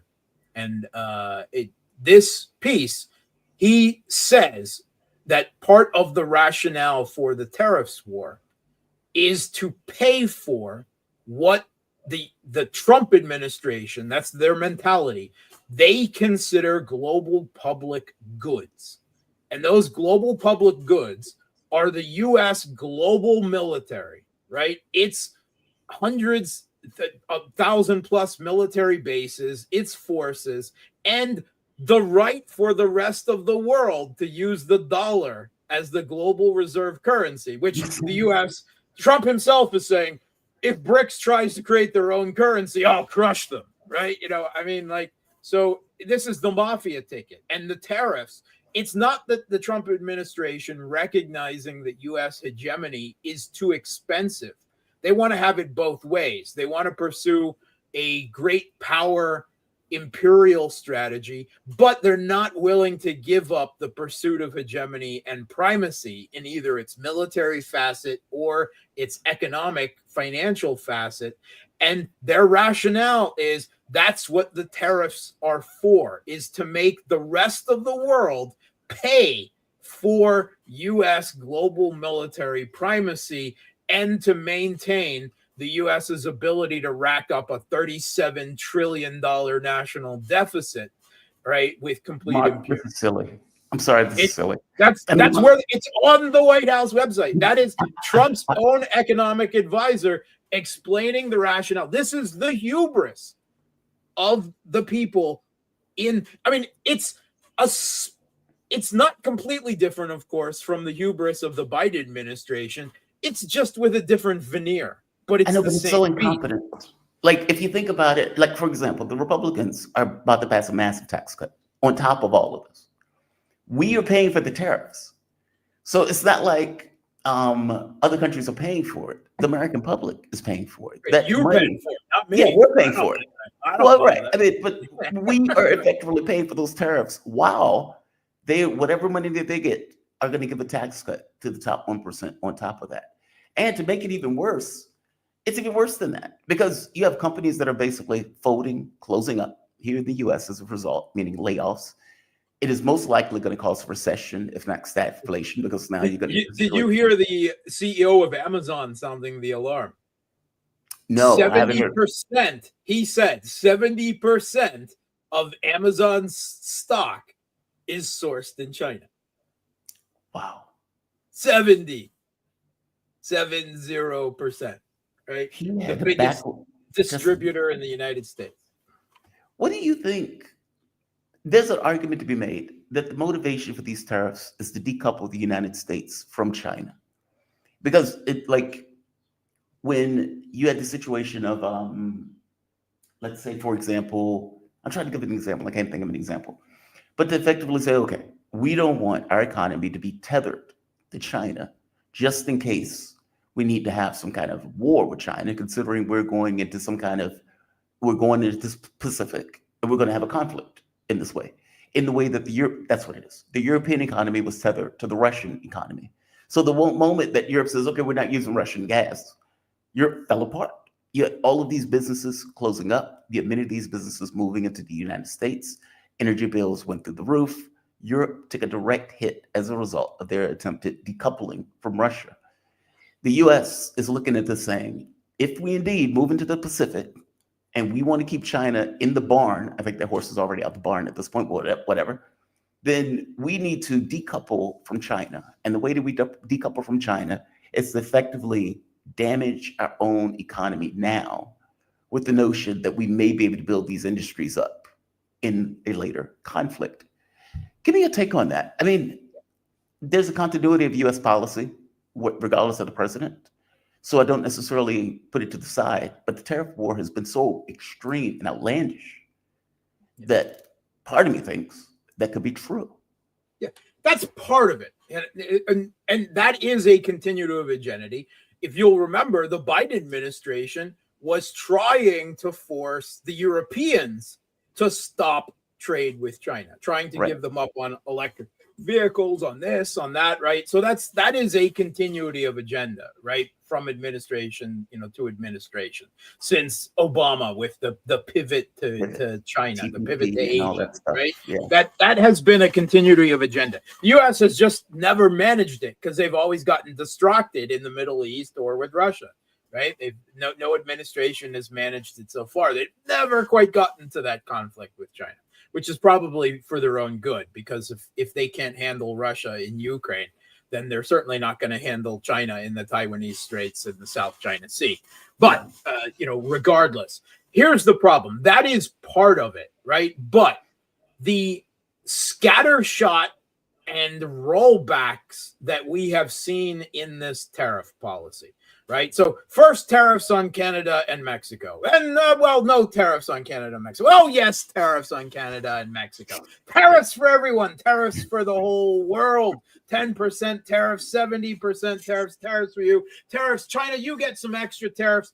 Oh, the bond market doesn't like that. Oh, a pause on the tariffs for everyone but China. Oh, you're fighting back, more tariffs for you. But quietly, we're going to reduce the tariffs on China regarding cell phones and semiconductor chips, smartphones, and other things because our consumers still want them. This is not a coherent policy. This is, I want tariffs. Give me a policy and make it work. And as it's being rolled out, they're in and out, forward and back, again and again and again. This is not... There is arguments made in support of this by different people. And one of those almost certainly is the process, which is going to be a multi-administration process, as we saw, it began in the Biden era, of decoupling economically with China to the largest extent possible. Here's one of the problems with that, though. Politico did an article, it's already about 2 weeks old. Trump's tariffs threaten U.S. weapon production.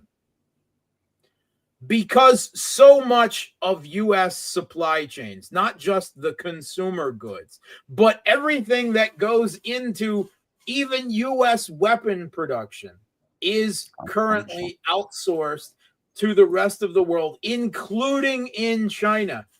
This is problems that the Trump administration has not thought about in rolling out this war of tariffs with China. It wants a war in the Pacific, but it gets parts from its military from China and other countries in the Pacific, right? And they're having a hard enough problem ramping up military production in the United States the way things are. And this is going completely under the radar, that these tariffs are also hurting the Pentagon, at least in the short to medium term.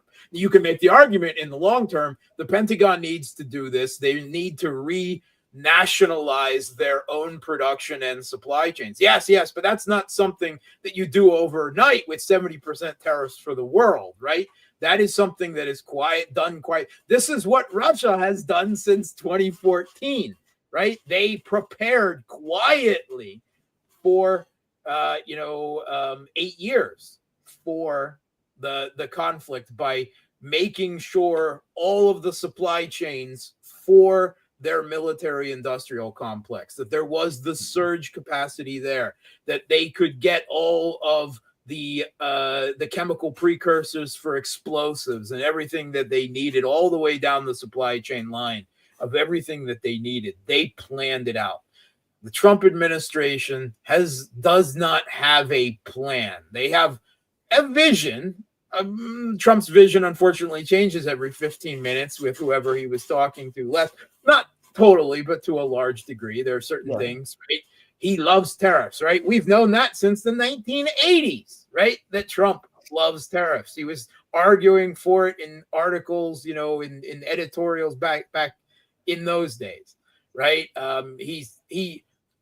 Trump reminds me of an undergraduate student who has read one really in-depth, fascinating, worldview-changing book, and that's it. And that book was on William McKinley, right? I mean, and Trump has fixed it. I'm perfectly willing to believe that Trump knows more about William McKinley than I do. Yeah. But he has fixated on William McKinley as the golden era, as these tariffs, of even the geopolitical strategies that William McKinley pursued, as that's what he needs to bring back. That's the president that he wants to be. And that's all well and good until you read the in-depth, histories and biographies of all the other presidents, right? And realize that that's just a snapshot of history, and what was appropriate at the end of the 19th century does not necessarily make the most appropriate thing for today. That's what Trump reminds me of. Yeah, I agree with you. I mean, the tariff thing is, look, if he did this 5 years after globalization started, okay, fair enough. If he was trying to maintain American businesses here in the United States, okay, that makes sense. If he said, okay, I'm going to protect certain industries, and you have them targeted and very specific, okay, good, fair enough. 70% tariffs on like Vietnam is absurd. And to do this across the entire world, and to do this in a way that is disconnected from, let's say, any kind of trade imbalance with the various countries. He said they were going on instinct. And it's like, what? You are having a trade war against the world on instinct? Oh, okay. He didn't really want it. It was just the negotiation tactic. That's the line that they're pulling out to I mean, I guess it'll satisfy the Trump fanboys, right? You know, who will reach and grasp at anything to, you know, like a drowning man reaching for a lifesaver to, you know, continue their, you know, oh, Trump knows what he's doing. It's Trump's 5D chess, right? You know, that kind of logic. No, it's not. He rolled it out. It wasn't properly thought through, and they panicked when they saw the bond market crash, right? Yeah, and China of told course them they're going to try and spin it as, oh, this is what we were planning all along, right? You know. Well, and China told them F off. They weren't negotiating. I am curious about this Russian hit on Sumy.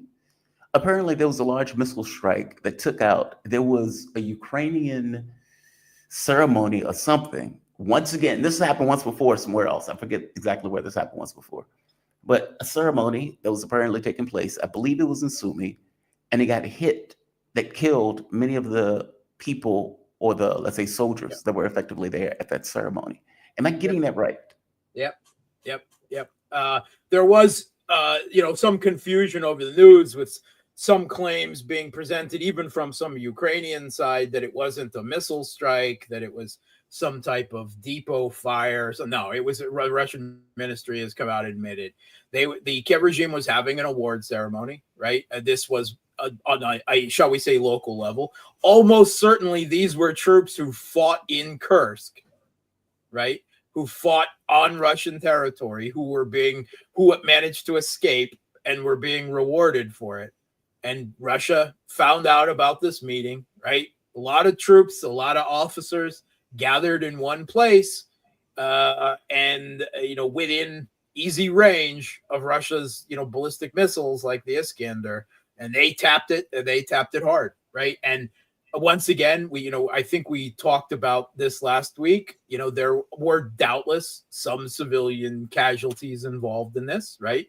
A public event, you know, you got families of soldiers who might be there, right? You've got some locals. And as always with such things, like when the U.S., you know, attacks other countries like Yemen, when it's bombing Yemen right now, they make a cost-benefit analysis of how many of the proportionality of how many civilians they're putting at risk for going after and what the value of the target is. And Russia has made that calculation, and they hit this ceremony. And have they expanded their aperture in regards to the number of civilians they're willing to accept? Yeah, that's what I'm saying. I'm saying that they are. I would, you know, from the beginning of this conflict, it has been a long, slow, painful procedure for Putin to pull the kids' gloves off, right? He certainly didn't do it right away. He's been moving it bit by bit by bit, but we have seen, Russia's threshold for civilian casualties, I think, increase I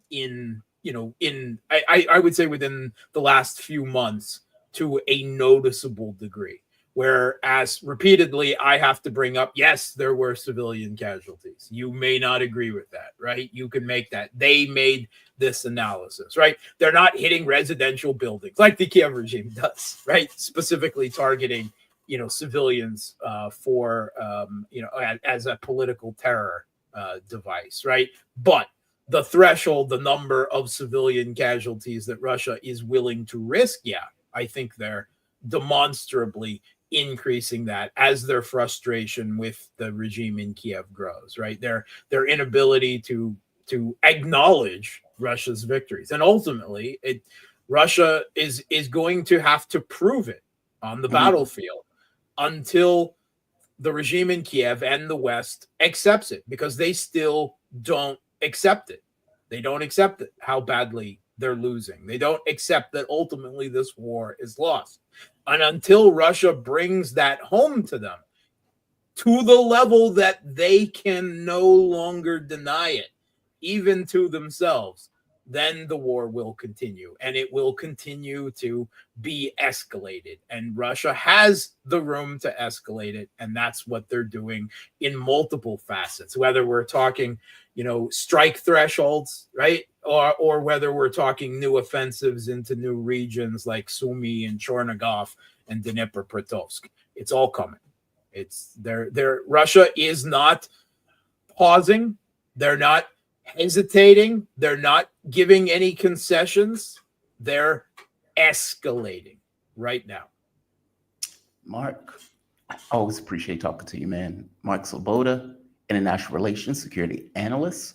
You can find Mark on Twitter at Mark Sleboda1. You can also find him on Facebook, facebook.com/Gramsci. And you can find him on his channel at Real Politic with Mark Sleboda. My man, thank you for this, Mark. I really appreciate it. Always appreciate talking to you. Thanks for having me. You have a good one. Be safe. All right. Mark Sleboda gave us a rundown on what was effectively taking place in negotiations and on the battlefield. The reason why I asked them if they were opening the aperture, because the last time we talked, there was what is called Kirill Roy, I believe it's called. I'm butchering that name. But there was a strike on that. And then Mark was pointing out there was a later strike, like on a hospital, in order to finish off the troops, the Europeans that were effectively there. And in this case, hitting this location. Look, let's be very honest. With the U.S. and Donald Trump is chest thumping, hitting Yemen, Donald Trump put up a Twitter video where they murdered just a bunch of civilians who were standing in a circle. And Trump was cheering this on as if this was some kind of positive thing. Like, hey, look at, we got these quote unquote terrorists. These were people who were standing in a circle in a religious ceremony that he effectively murdered en masse and put it on Twitter as if this was some kind of positive thing.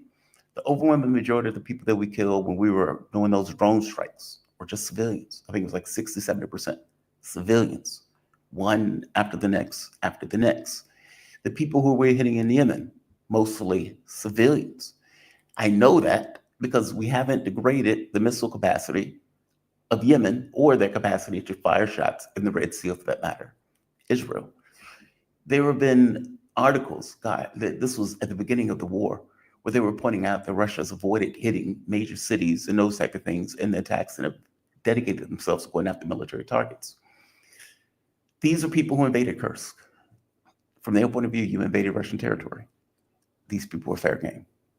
So I'm not making a moral judgment one way or the other on it. It's a war.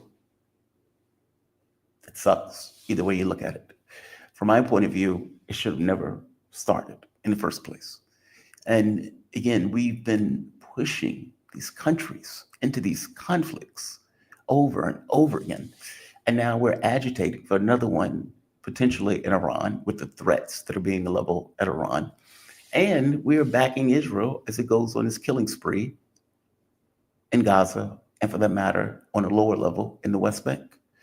So we don't have standing in the sense to make these moral judgments in the way that the newspapers in the US are now screaming, oh my God, attack and sue me. And it's like, dude, we are supporting a genocide. How are you screaming headlines about an attack and a war that has been going on for the last 3 years? I don't have to like it. It just kind of is what it is. Ted Rall will be joining very soon. And one of the things I want to talk to Ted Rall about is Trump's, before I get to Ted Rall, Nick Fuentes.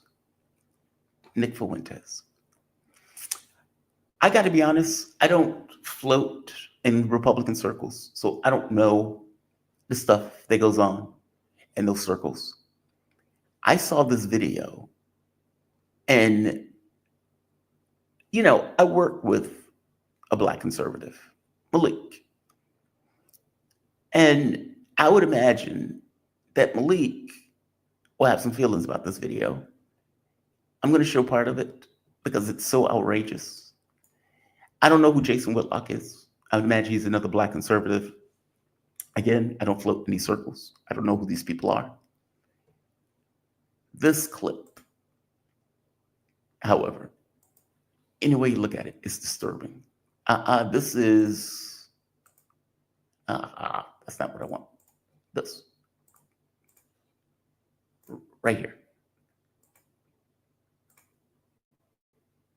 Come on. And by the way, you are a token. Hey, Jason, you're a token. you are in conservative media as a black guy that can confer upon white people the dignity of not being called a racist for having their views. That's why you get paid.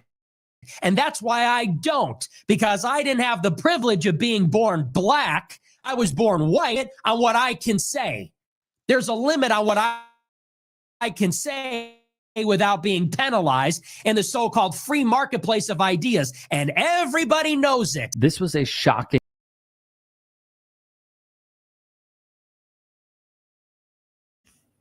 What? What? What? He effectively is screaming at somebody saying, you're a token black guy as a conservative. And because you're a token, you can say more stuff than I can as a white guy. And on top of that, you are making the big bucks because you are a token black guy. That's pretty astonishing. That's pretty astonishing. Now, the idea that as a black person, you go into Republican circles, this is already dicey. I will tell you, the black community does not look fondly on black conservatives. They look at them as turncoats, as Uncle Toms. You are in a white man's party that for the most part takes, let's say, goes after things that are a benefit to African Americans. That's the way it's looked at. That's the way it's always been looked at, right? I've seen this with Malik on air where, let's say, blacks who are maybe Democrats will respond to him in a very particular way, not necessarily in the best of ways. And he will tell you himself the people who he's lost as friendships when he transitioned into being a Republican. For whatever reason, he transitioned into being a Republican. And so he's effectively saying, you're only here because you're black. That's it. You have no skill, you have no talent. There's nothing that's part of it. You're just a token black person in a Republican space. That's all you are. And you are making money, and I am not, because I am a white guy. This is jealousy, posturing as a monologue, as a rant. It's just jealousy. It just seems like he's jealous. You're in a position that I wasn't able to get to, and I'm angry about that fact. And so I'm going to use the fact that you're black to say that, as opposed to me, being better at my job. That's what it is. On YouTube, I will tell you, I don't see this benefit of blackness that he's effectively referring to in regards to doing a channel. And I don't know many blacks that would own up or would say, yes, I have a benefit for being black in whatever particular space that they're in. Oftentimes it feels like you're in a headwind, or at the very least, you don't know whether you're in a headwind because you don't know what you don't know.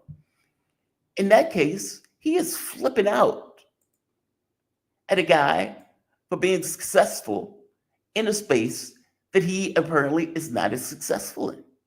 And he seems angry at the fact that that guy has been able to get a higher spot in conservative circles than him.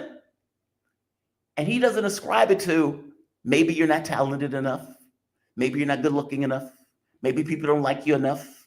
Maybe it's because you're screaming like a lunatic in the way that you're screaming like a lunatic in this case. And people don't like the fact that you're screaming like a lunatic. Whatever the reason, you clearly aren't up to snuff. Maybe people just aren't that into you. Have you considered that? Maybe it's not the fact that the guy's black and the fact that you're white, which is pretty astonishing when you think about it, considering the advantages that whites have had over the course of time in this country and the disadvantages that African Americans have had. He flips it on his head. You have special privilege because you're black. Well, Nick doesn't feel that well, great, does it? When somebody else has a quote unquote special privilege. It doesn't feel that great at all. Now, does it, Nick? Fucking outrageous. I'm gonna play this one more time, and I'm gonna let Ted hit this himself, but this is an outrageous clip. And by the way, you are a token. Hey, Jason, you're a token. You are in conservative. You know what? If you're going to say this, if you're going to make this argument, go all the way. Token what? Token what? Usually what comes behind that is a token inward. And it doesn't have to be the hard end. Token inward. You're a house. You know what? You are only there so white people can feel better about themselves. That's the only reason you're there. It's not about talent, not about skill, not about anything else, not about a conservative point of view, not about any of this stuff. It's just your race. That's it. The party that's supposed to believe in exceptionalism and all of this other stuff is now angry at a person because they're Black and in their space, which leads to the question of this whole thing of their space. What does that mean? Their space. Their space. You've invaded a white space, bruh, and I don't like it. That is effectively what he's saying. Let's keep going. I'm just fascinated by this clip. Media as a Black guy that can confer upon white people the dignity of not being called a racist for having their views. That's why you get paid. And that's why I don't, because I didn't have the privilege of being born Black. I was born white. So there's a limit on what I can say. Another thing that's fascinating about this is this idea of Black privilege. That's a fascinating concept. Black privilege. You had the privilege of being born Black, and I, as a white guy, wasn't. What? Are you being serious right now? Are you being serious right now? You flipped it on its head. So now being white is a negative? That is a detriment to your career and to your advancement in society and in Republican spaces where 99% of the people are white? Are you kidding me right now? Are you kidding me right now? This was his rant. This rant goes further. I don't have the larger clip, but whatever. That's astonishing. Oh, I'm such a victim because I'm so white. I'm such a victim. According to him, he's a victim. He's a victim. He's a victim. That's amazing. Now, this does not confer any greatness upon Jason Whitlock. Just be clear. Nick Fuentes is losing his fucking mind in this clip. This is jealousy. That's all it is. Jealousy. There's nothing else to it. Jealousy. He is jealous of another person who just so happens to be Black that he feels invaded this white space of the Republican Party. Jealousy masquerading as whatever the hell this clip is, screaming at the camera his jealousy to the world. What a tiny, tiny little asshole you are to come out with a clip like this where you're going after a person for being Black in your quote unquote white Republican space. You're making the big bucks because you're Black, and I'm not making the big bucks because I'm white. Do you know how often Black people feel that?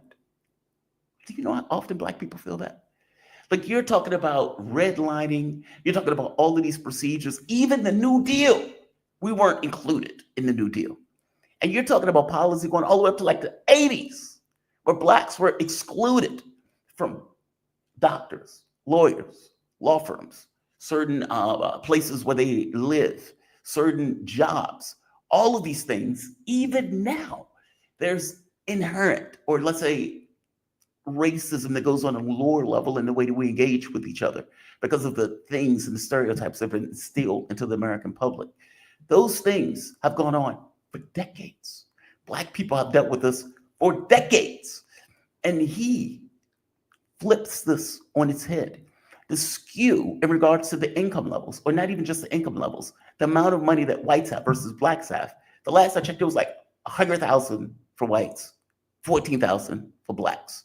That is a direct result of the policy and the history in this country. Fuentes seems to believe that he is now disadvantaged as a white man in America. How warped and ridiculous can you be? You're out your fucking mind to make this argument. It is, and by the way, even if it was true, the notion that you would say it aloud is humiliating on its face. I am not successful enough, and this black guy is. And I'm angry about the fact that that black guy is. I'm Nick Fuentes. You small, tiny, selfish little man. That's what you are. You're a small, tiny, selfish little man. Be better at your job. How about that? Be better at your job. Be a better person. How about that? Maybe you get more viewers. How about that? Talking about the guy as a token because the guy has invaded his white space and he didn't have the luxury of being born black. I will tell you, many black people have no idea what you're talking about. And like I'm pointing out, would say, you're out your fucking mind. If that guy was able to make, Whitlock, whatever his name is, was able to make it in a Republican space, I would wager to you, he would have stories about the difficulties of functioning in that space. Every bit as much as I would wager to you, Malik would have stories about how difficult it is for him to function in the Republican space. Whatever advantage that may be there, as let's say a rare bird in that space, there are disadvantages, there are difficulties that are associated with it. Your issue is that you're not more successful. That's your issue. It has nothing to do with Whitlock. It has to do with you not being more successful, you not being better at your job, you not having more people watching you in comparison to the black guy that you just so happen seemingly to be comparing yourself with. That clip is humiliating. And you don't even recognize how humiliating it is for you to come out and say this.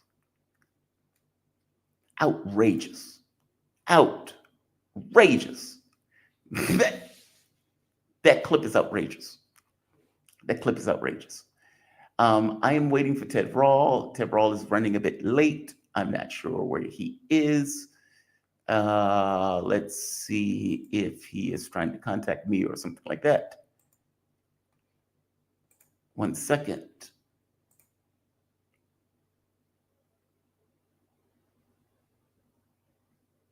Okay, well, he said he liked the clip, so he did see it.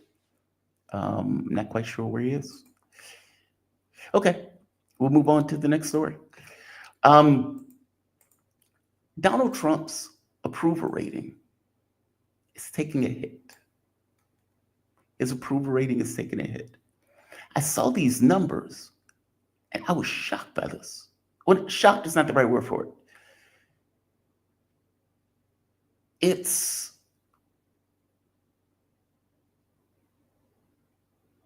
okay. Yeah, shocked is not the right word for it. So I was shocked at some of the levels that it dropped, if that makes sense. So interactive polls, President Trump approval, 41%, disapproval, 54%. Now, if you look at Nate Silver, if you watch Nate Silver has also pointed this out, that between the time that Donald Trump put out the tariffs,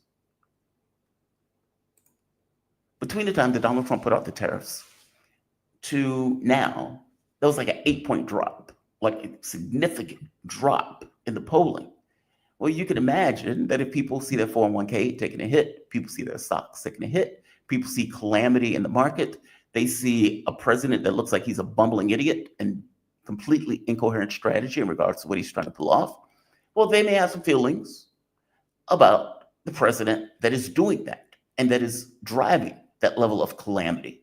If they see what seems to be a president that seems hell-bent on a war in Iran, if they see a president that seems to be hell-bent on a war, or at the very least at odds against China, okay, well, they may take issue with those things, especially since they may not want a war in Iran, but they don't see the point. They see an association with Israel, which they don't necessarily like, that they have soured on. They may take issue with the president that is doing those things. Those things are deeply unpopular, right? And so what's wild about this polling is the skew. So 18 to 29, 30 to 65, negative 35%. Negative 35%. Independents, 30 to 61. 30% approve, 61% disapprove. That is an astonishing number. That is an astonishing number. 30 to 44 and 41 to 55, 52, 11% negative. 65 and over, -3, -9%. He's underwater in all demographics from the age ranges. Whites, +3.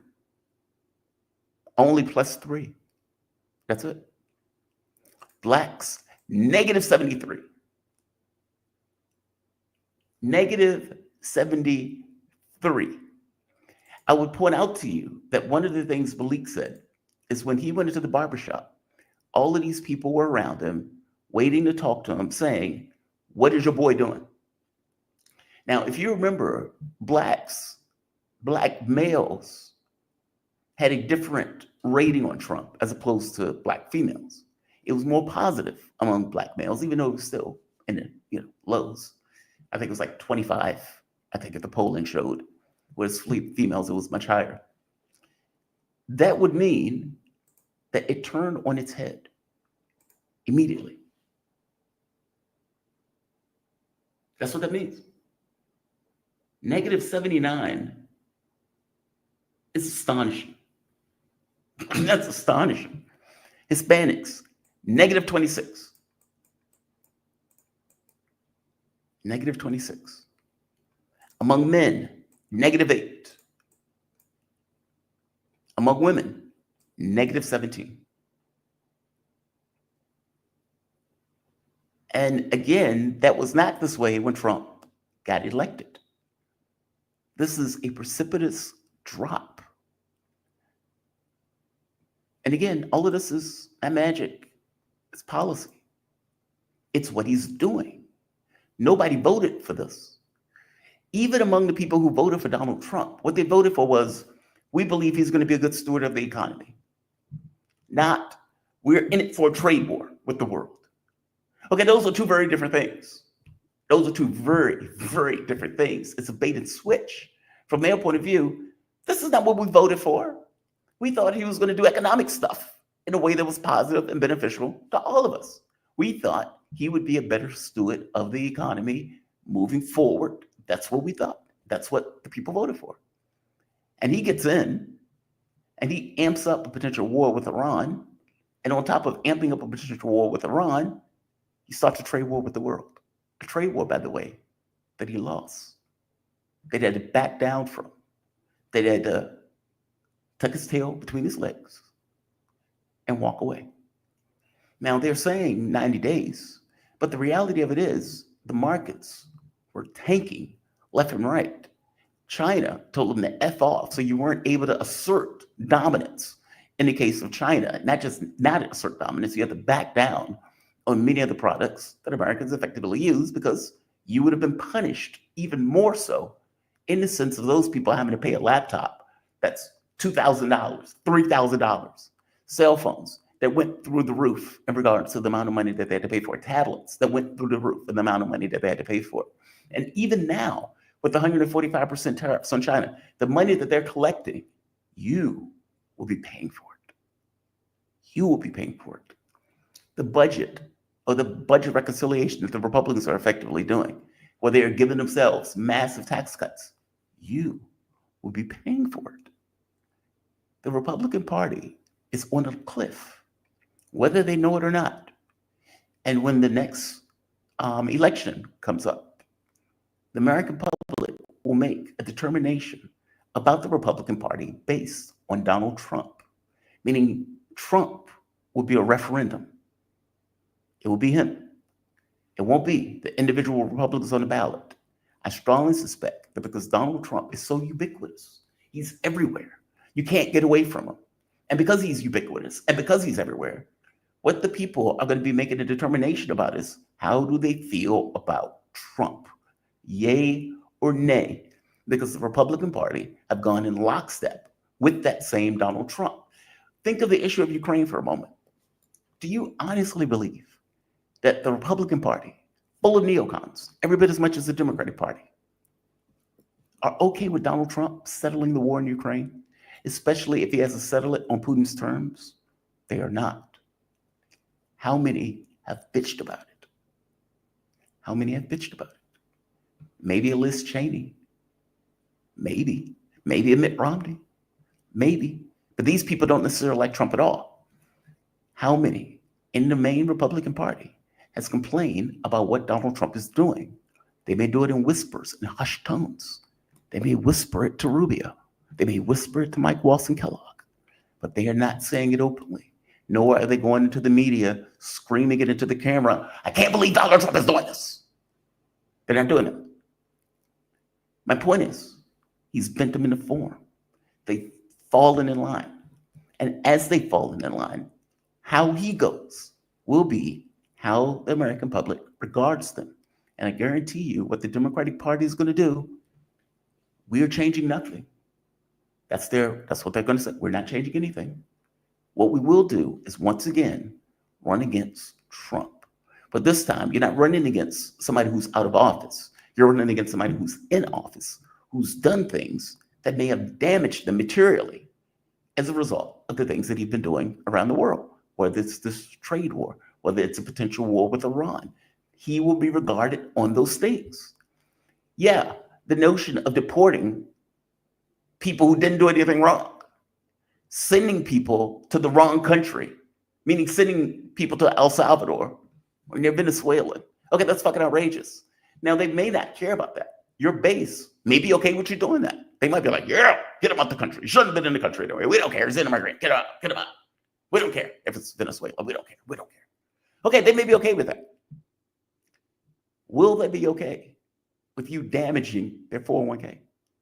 Will they be okay with you kicking them out of jobs?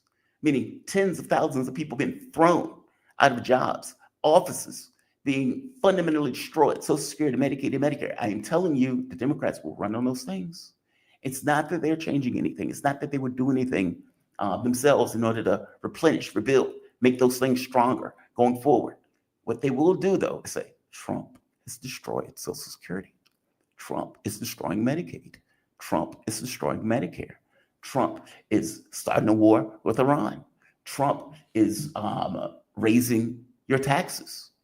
Tariffs are taxes. Trump is raising your taxes. Trump has increased the costs that you have to pay in favor of giving these plutocrats a tax cut.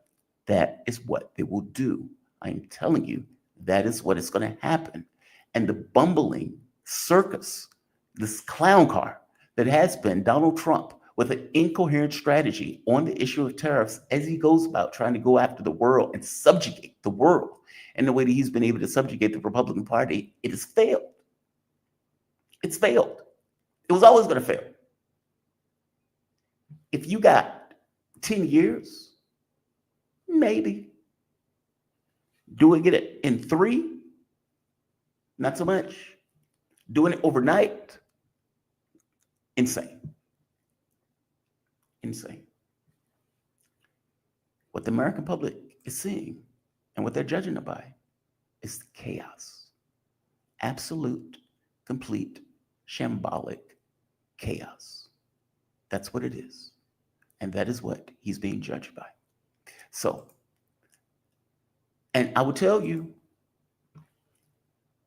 this is not what I wanted.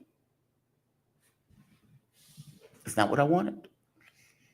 The reason it's not what I wanted is because I tell you this. I've used this analogy before, but the analogy is apt. In the UK, where Jeremy Corbyn was running against Boris Johnson, and Boris Johnson took the lane, I am freedom incarnate. That lane was obvious. It was open, wide open. It was wide open because Jeremy Corbyn decided to abdicate responsibility for the referendum in regards to Brexit. I'm saying Donald Trump is creating a lane for Democrats that is wide open, that they don't have to change anything about themselves. They don't need substance. They don't need a playbook. They don't need a plan. They don't need anything. They don't have to come up with policy. They don't have to have a 3 a.m. between them and their God moment. They don't need any of that stuff. They can just stand there, point. Look at what he's done to Social Security. Look at what he's doing to Medicare. Look at what he's doing to Medicaid. Look at this trade war. He's giving tax cuts. You're paying more. That's all they got to do. And you, as a Republican, would have to run against that. And not just run against it. You would have to, on some level, own Trump's record on all of that stuff because you are in lockstep with all of it. He is putting you on a plank, and you got to walk that plank. Whereas Trump himself can't run for office again. Stuck with whatever you go with. I don't want the Democratic Party to win under that model. I want them to win under a model where they have substance. Because of how bad Trump is, they don't need substance. I think Jen Perlman made the point of saying Donald Trump is the face of the U.S. empire. I think she's right. Absolutely right. This is who we are. Now, I don't know what is in his mind. If in his mind, we need to rebuild business in the United States. Agreed. I'm not against that premise. If in his mind, we need to create more jobs at home. Agreed. No issue with that. Problem is that it's inconsistent. You're destroying the Department of Education. You are not going to invest in the American public, meaning you're not investing in education. You're not investing in free college. You're not investing in free healthcare. These aren't things you're investing in order to make the human being better in this country, to make them technically proficient in order to do the jobs that you want to bring from other countries. Meaning you're not doing the basic things necessary in order to create a space for the American public to do and for society to grow in the way that you want it to grow and develop. Instead, you're almost as if you're waving a magic wand. It's like, I want these things to come about. I'm Trump. Good luck with that. Reality doesn't care about your magic wand. It requires investment. It requires attention to detail. It requires a coherent strategy in order to make that stuff work, not overnight declaring tariffs on the world. Those are very different things. And for whatever particular reason, Donald Trump doesn't seem to know that. It is amazing to me that he's this incompetent. And he's so incompetent that a Democratic Party that's sitting at 27, 29% is given an open space to run on his incompetence. Donald Trump gets 100 days, grace period. That's it. And I will tell you, by the time the midterms come around, if indeed the Democrats take the House and the Senate, Trump may be impeached on pretty much anything because they still hate his guts and they're looking for anything to impeach him on. He would have been far better off having a political fight here in the US in order to destroy the remnants of the Democratic Party by doing something like no tax on tips and actually pushing that through. Meaning, if you were willing to take on elements of a Democratic, something that will most likely be part of a Democratic platform, like no tax on tips, where you are directly putting money into the hands of workers and people at the lower end of an economic scale, you would have had those people for a generation. They would have forgiven a lot of the stuff. That is not what you did. And in fact, not just not what you did, you're now giving yourself a massive tax cut on top of it. Good luck with that. What they are doing, or what Democrats have allowed to take place, what they have allowed to take place is what they did once before. Their best weapon against oligarchy. The most popular senator in the United States, or most popular politician in the United States, they've allowed him to go hog wild in one rally after the next, after the next, after the next, screaming about oligarchy, considering you have a billionaire who's in the White House. Bernie Sanders was at Coachella. Now we got a president of the United States who, I agree. Now we got a president of the United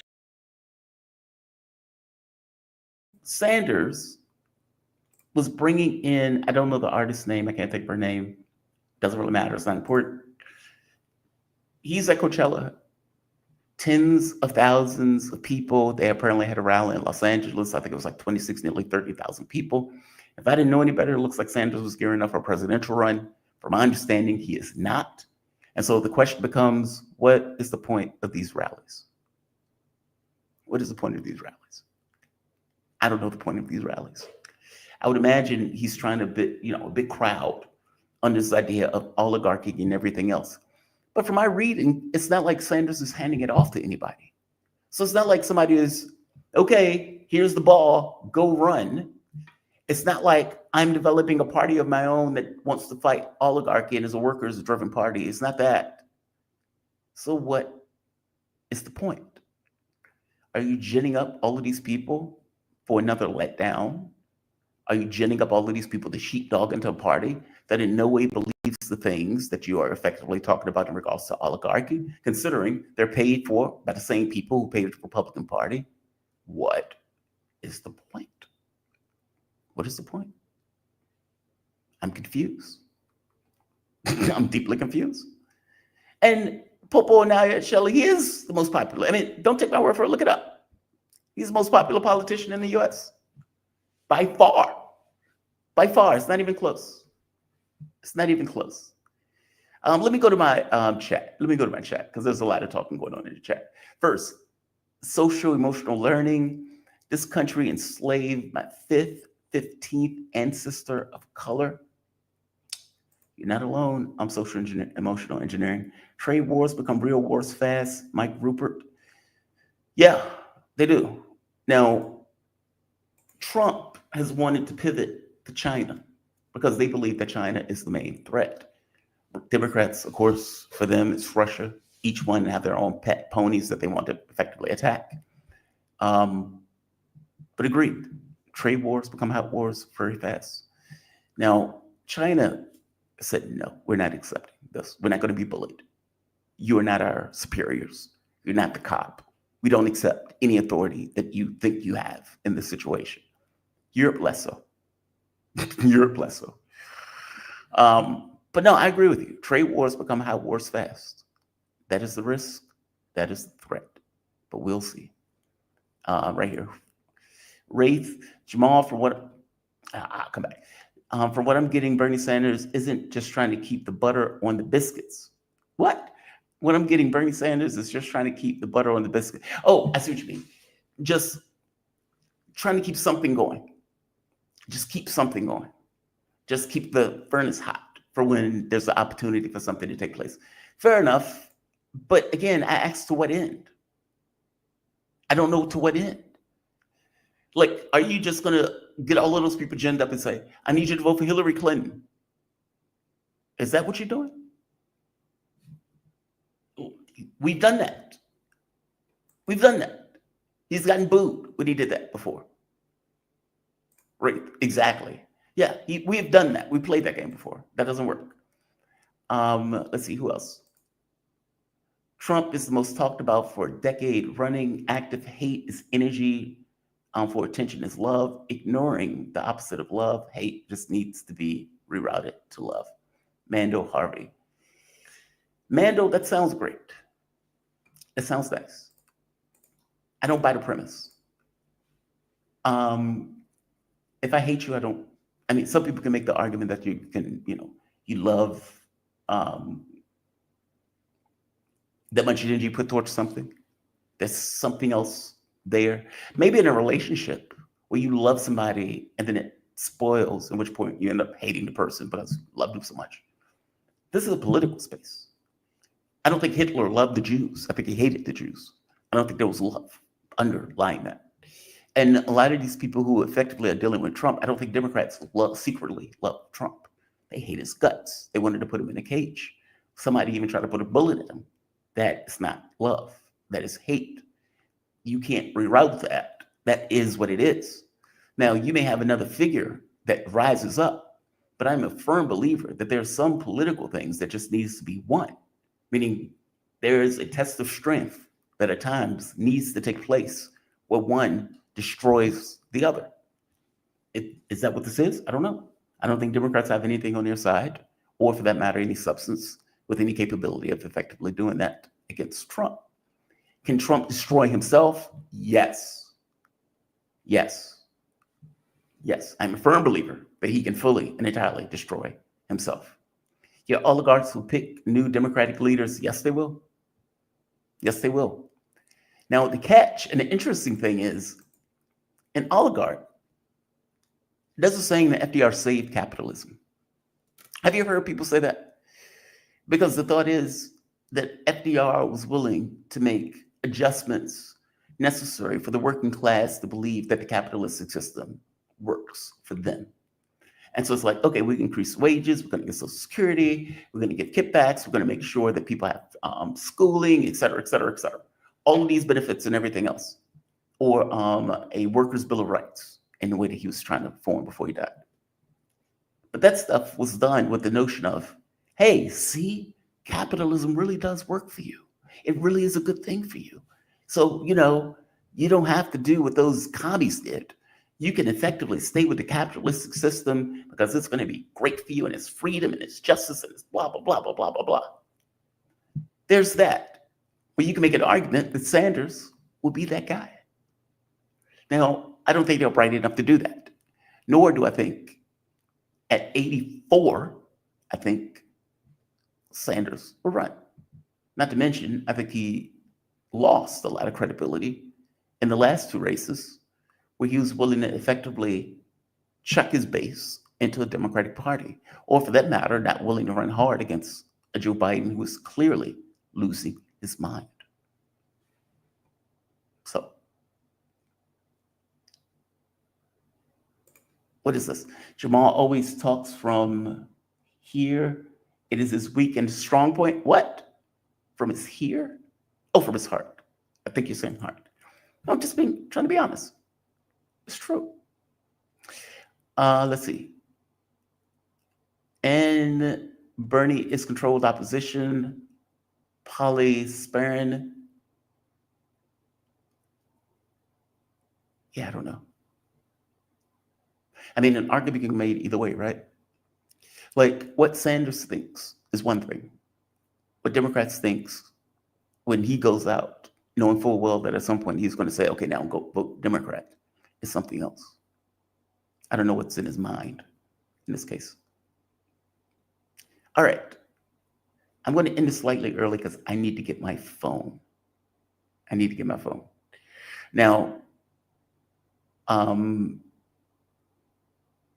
am praying that they deliver that thing today. I am lost without it. So I am going to call this a day. I want to thank all of you for joining me. I want to thank Mark for joining me. I don't know what happened to Ted. Again, the normal process of sending text messages and everything else are screwed. So maybe you didn't get the message. Either way, I'm going to say like, share, subscribe. Shout out to all of you. Thank you for joining me. Like I said, we are growing, and I appreciate you guys for allowing me to grow. I am hoping that my guest tomorrow will hit me up because I really want him to join me.